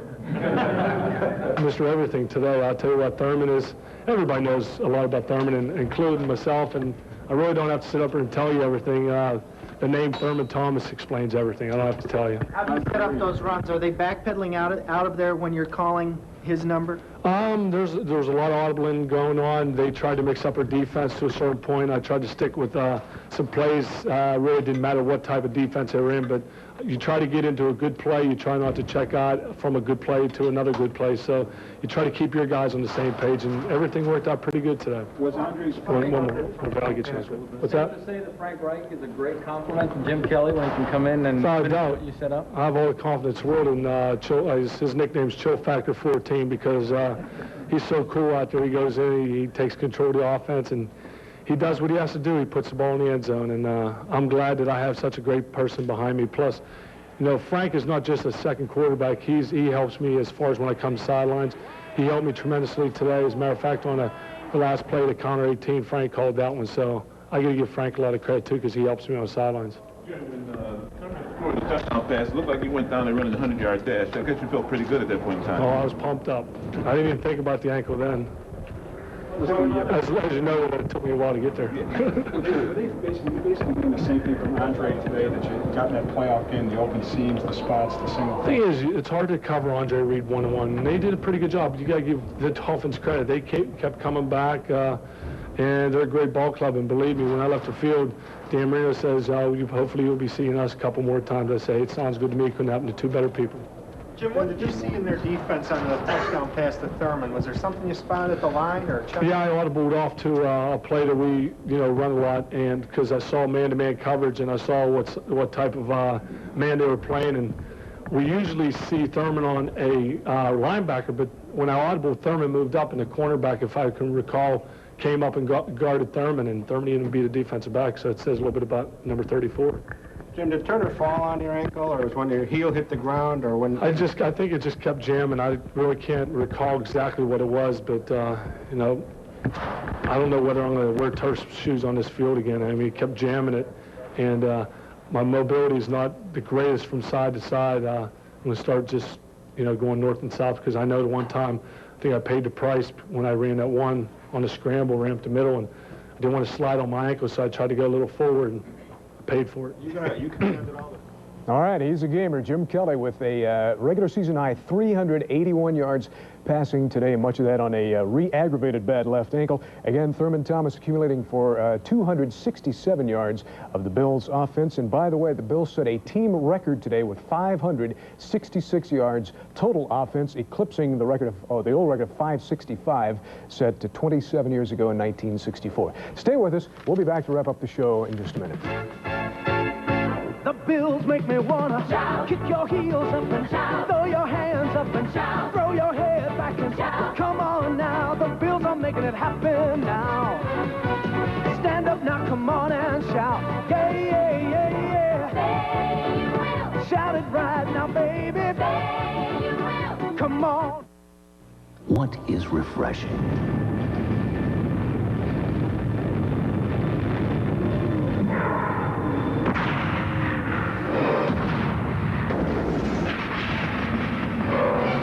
It's the taste.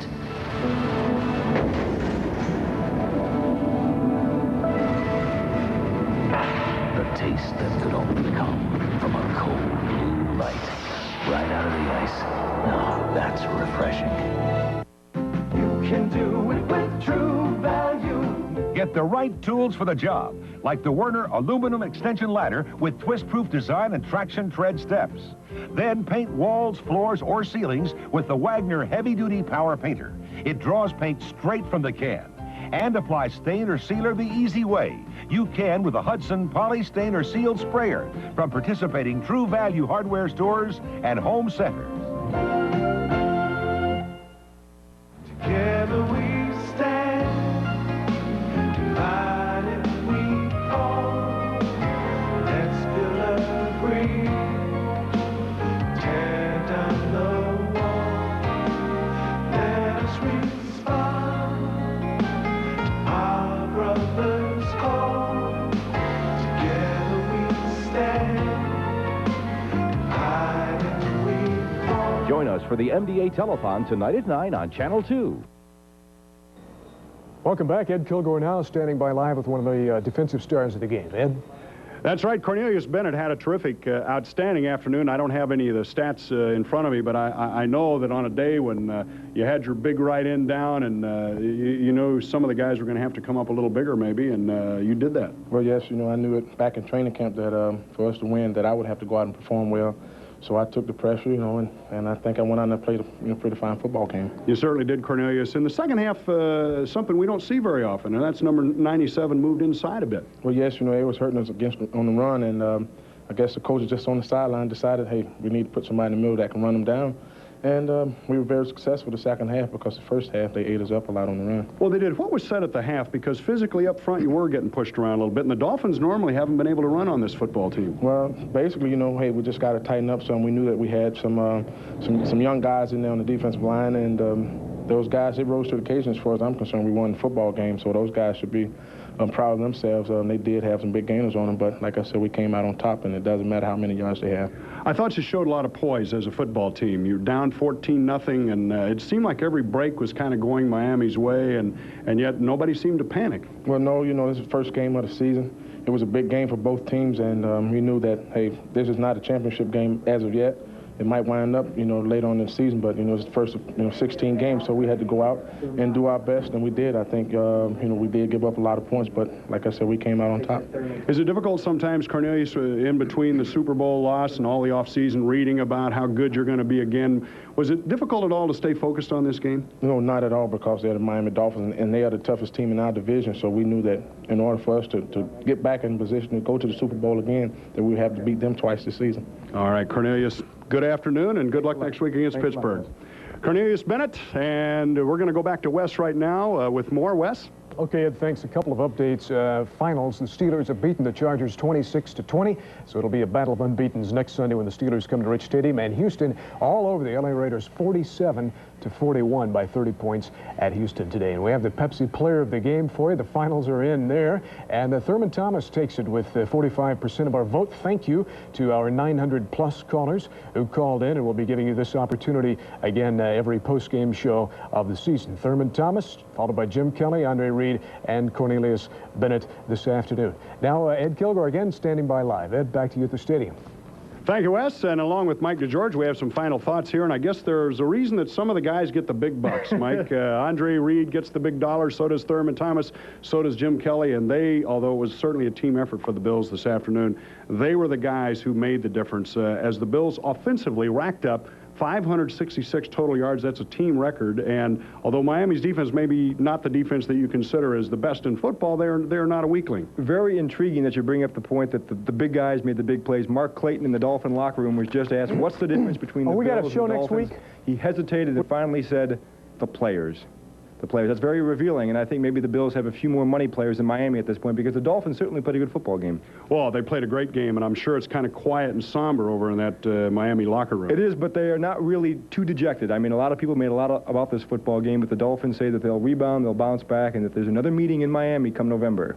Well, that's right, and who knows what could happen in the meantime, but the Bills have some problems up front now with Jeff Wright down, and you had Leon played pretty effectively today, I thought. Leon Seals, again, Bruce Smith, it's no gimme that he's going to be in there against Pittsburgh, and if you don't have him, the Steelers can run that football all day long. Absolutely. Seals told me that he felt fine, no pain in the knee, and that's a good sign for the Bills. That it is. So the Bills will take on the Pittsburgh Steelers here at Rich Stadium next week, and we'll be right here once again with a post-game show, hopefully a victorious one. Back to you, Wes. Okay, Ed, thank you again. 35-31, Bills over the Miami Dolphins on opening day. Join us next week right after the Steelers game. Stay tuned later tonight for the Jerry Lewis MDA Telethon on Channel 2. I'm Wes Goforth. Have a great week. Good night, everyone. Goal to Go, the post-game show, is brought to you by Labatt's Blue, Canada's #1 beer, and by WBEN Sports Radio 930, and by True Value. Got a tough job to do? You can do it with True Value hardware stores. The Bills make me wanna shout, kick your heels up and shout, throw your hands up and shout, throw your head back and shout. Come on now, the Bills are making it happen now. Stand up now, come on and shout. Yeah, yeah, yeah, yeah. Say you will. Shout it right now, baby. Say you will. Come on, come on. Say you will. Come on and shout. Say you will. Yeah. Shout. Buffalo's happening now. Shout. We're on the move now. Shout. The Bills happening now. They're making it happen now. We got the spirit, a lot of spirit, yeah. We got the spirit, just watch it happen now. Hey, hey, hey, hey, hey, hey.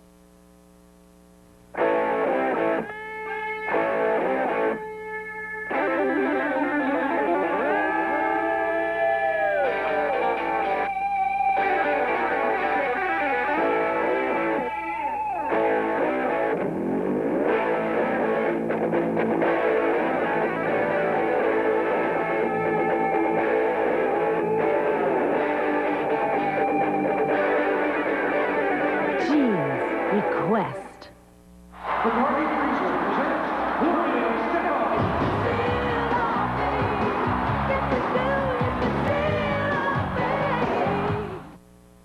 The art of listening is very important. You have to listen. If you don't listen, you're going to miss part of the story.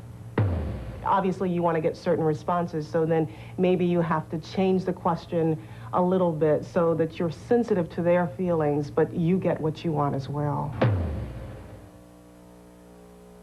Together we stand, divided we fall. Let's build a bridge, tear down the wall. Let us respond, our brothers call. Together we stand, divided we fall. Join us for the MDA Telethon tonight at 9 on Channel 2. Enjoy your Labor Day from all of us at Channel 2. We now join our regularly scheduled program, already in progress.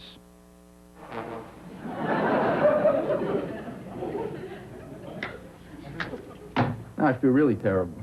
Hey, Anthony, how could you know it was his birthday? No, that's not it. We should have never thrown away those plastic slip covers. Becky must have forgot to tell me. She lived in such... And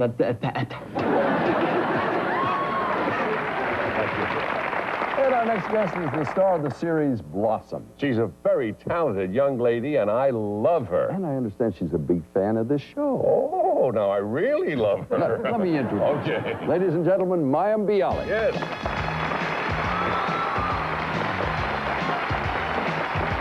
Please sit down. You and I have met. Yeah, have you met? Hi. No, we have not. Hi, No, nice to see you. Yeah, I did the Tonight Show a couple weeks ago, but I guess you weren't there. Well, Jay Leno, wait a minute. Now, Never there. No, Jay Leno was the host. I only work when Johnny's there. That's why you have more chance of seeing me here than on that show. We have him super glued to the chair. We're never on vacation.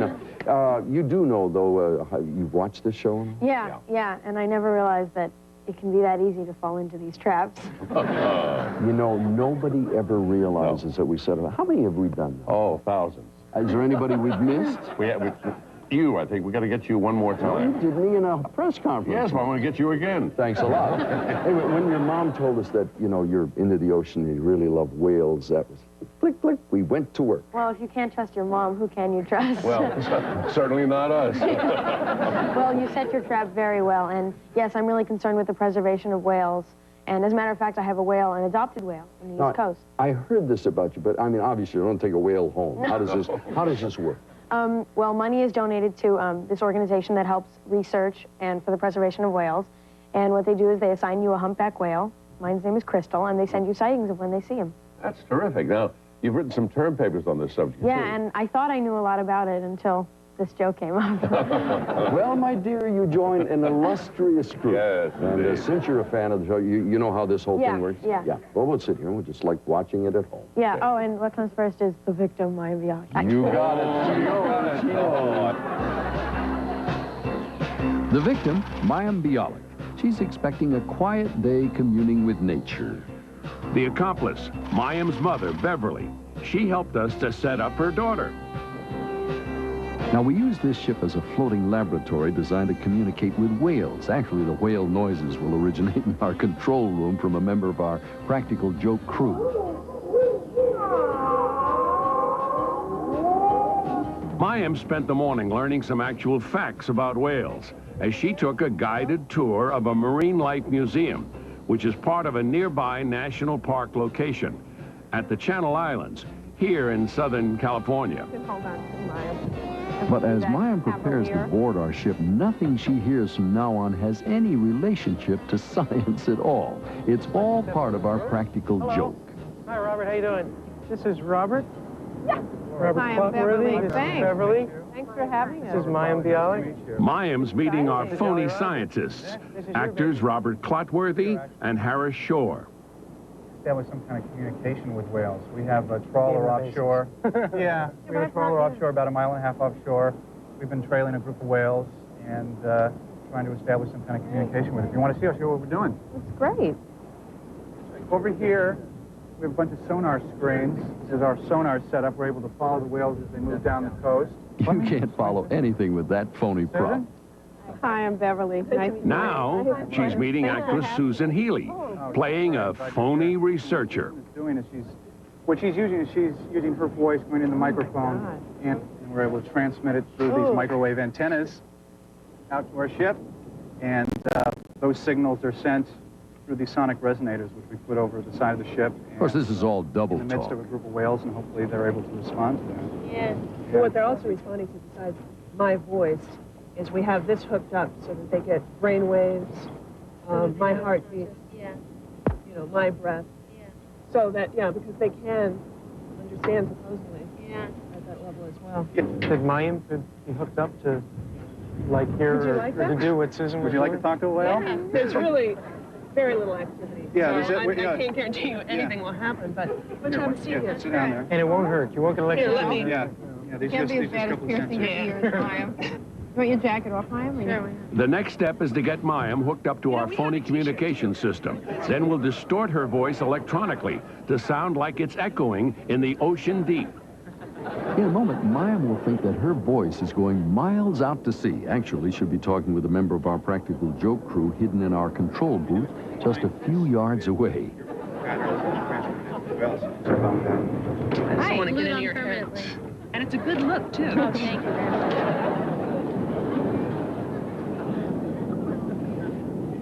So turn it on. Why don't you just do something simple to start with, like your name? My name is... Yeah, you can watch your... My name is Mayim. Yeah. Now say it very slowly, very okay. distinctly, very clear. My name is Mayim. I love that. Oh my See, God. Ron, is anything happening out there? We're sending a new transmission, new vocal pattern. Yeah, this is Seabase 2. Not too much activity. Whales are just going south, a little slow. Over. Ma'am, can I hear? Yeah. Please, let me hear. So will you do me a favor? Would you It's take really out this cool. headphones and patch it into the Here? external That's great. speaker so we can hear that? Yeah, see if we can get some kind of response. My name is Mayim. Yeah, isn't that cool? Great. Mayim. Mayim. Whale. You want to try a simple command, Susan? See if we can... Yeah, that'd be good. Why don't you, well, what I do usually is just simple commands like come towards the boat, go away from the boat. You try either one of those, but you want to go real slow and really emphasize each word. Okay. Okay? Let me... Let's try that. Come towards the boat. Ron, what kind of activity are we getting out there? We're seeing some motion toward the boat now. They're starting to move in. There's a couple off the starboard bow about 100 yards, moving in slowly. That's That's a them. response. Really? That's them.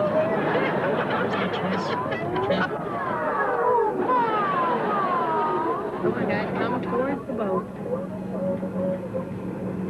Try it again, Do a Mike. little song and dance now. Actually, they do really They do respond respond to to singing. song. They do. They do. Well, the they beat do. very I'm serious. The things that they respond to most, it seems, are female voices, and obviously, how old are you? 15. A 15-year-old voice, obviously, more than a, well, I'm not going to tell you. Susan, you want to try a lullaby, see if we can get a reaction? Oh, that'd be great. You know what I sing to them is What? Rockabye Baby. Can you do a little lullaby? Are you serious? Rockabye baby on the treetop. When the wind blows, the cradle will rock. When the bow breaks, the cradle will fall, and down will come Willie, cradle and all. Ron, what kind of activity are we getting out there? Ron, any type of activity?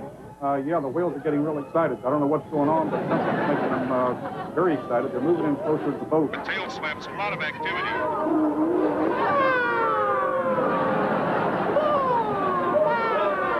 What should I do now? You want to ask him a question? I don't know. Yeah, what do you want to say to a whale?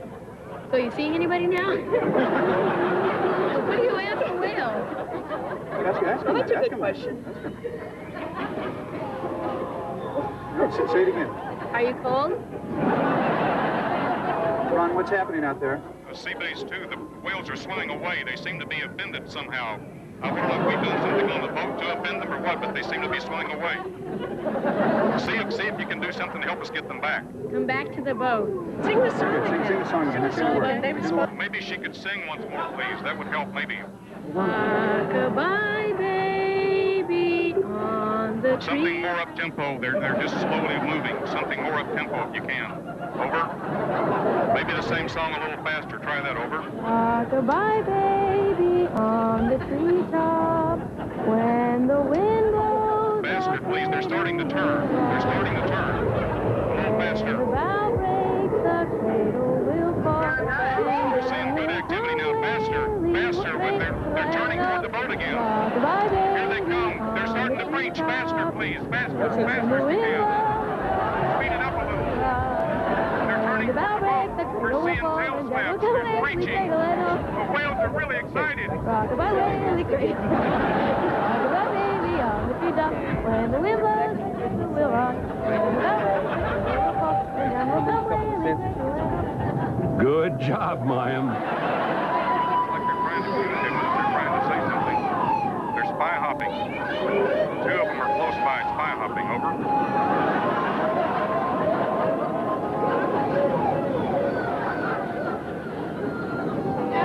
That's a sound I haven't. Yeah, anything? Are there... Ask Ron. Ron, are there any... This is sea base 2. If you listen carefully, I think you can hear what they're trying to communicate, trying to say. Over. Now, as Mayim strains to hear, we're just about ready to let her off the hook. Listen.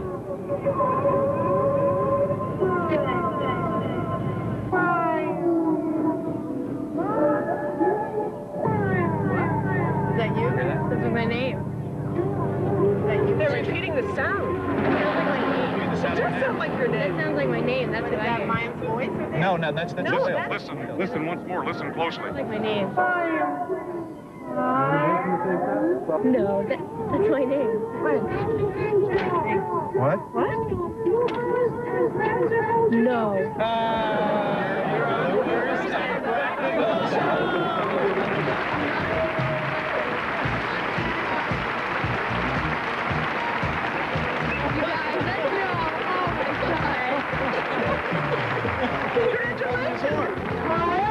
Oh, shut up. You know that. Mayim just realized her mom's an accomplice.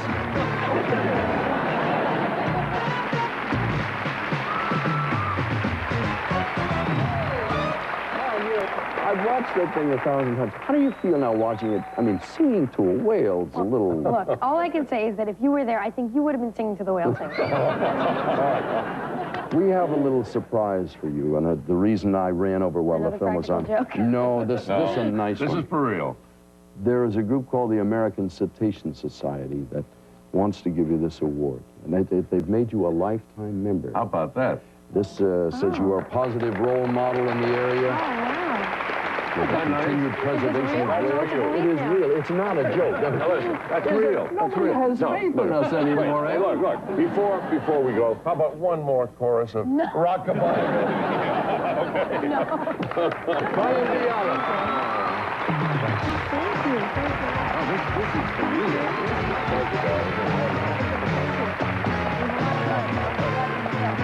And they really did give you this.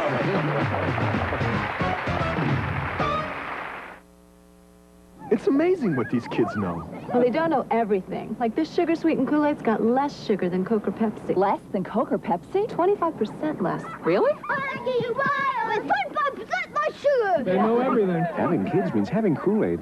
Hillshire Farm. Think about fast. Think about good. Think about fast, delicious ways that you could serve it up. Hillshire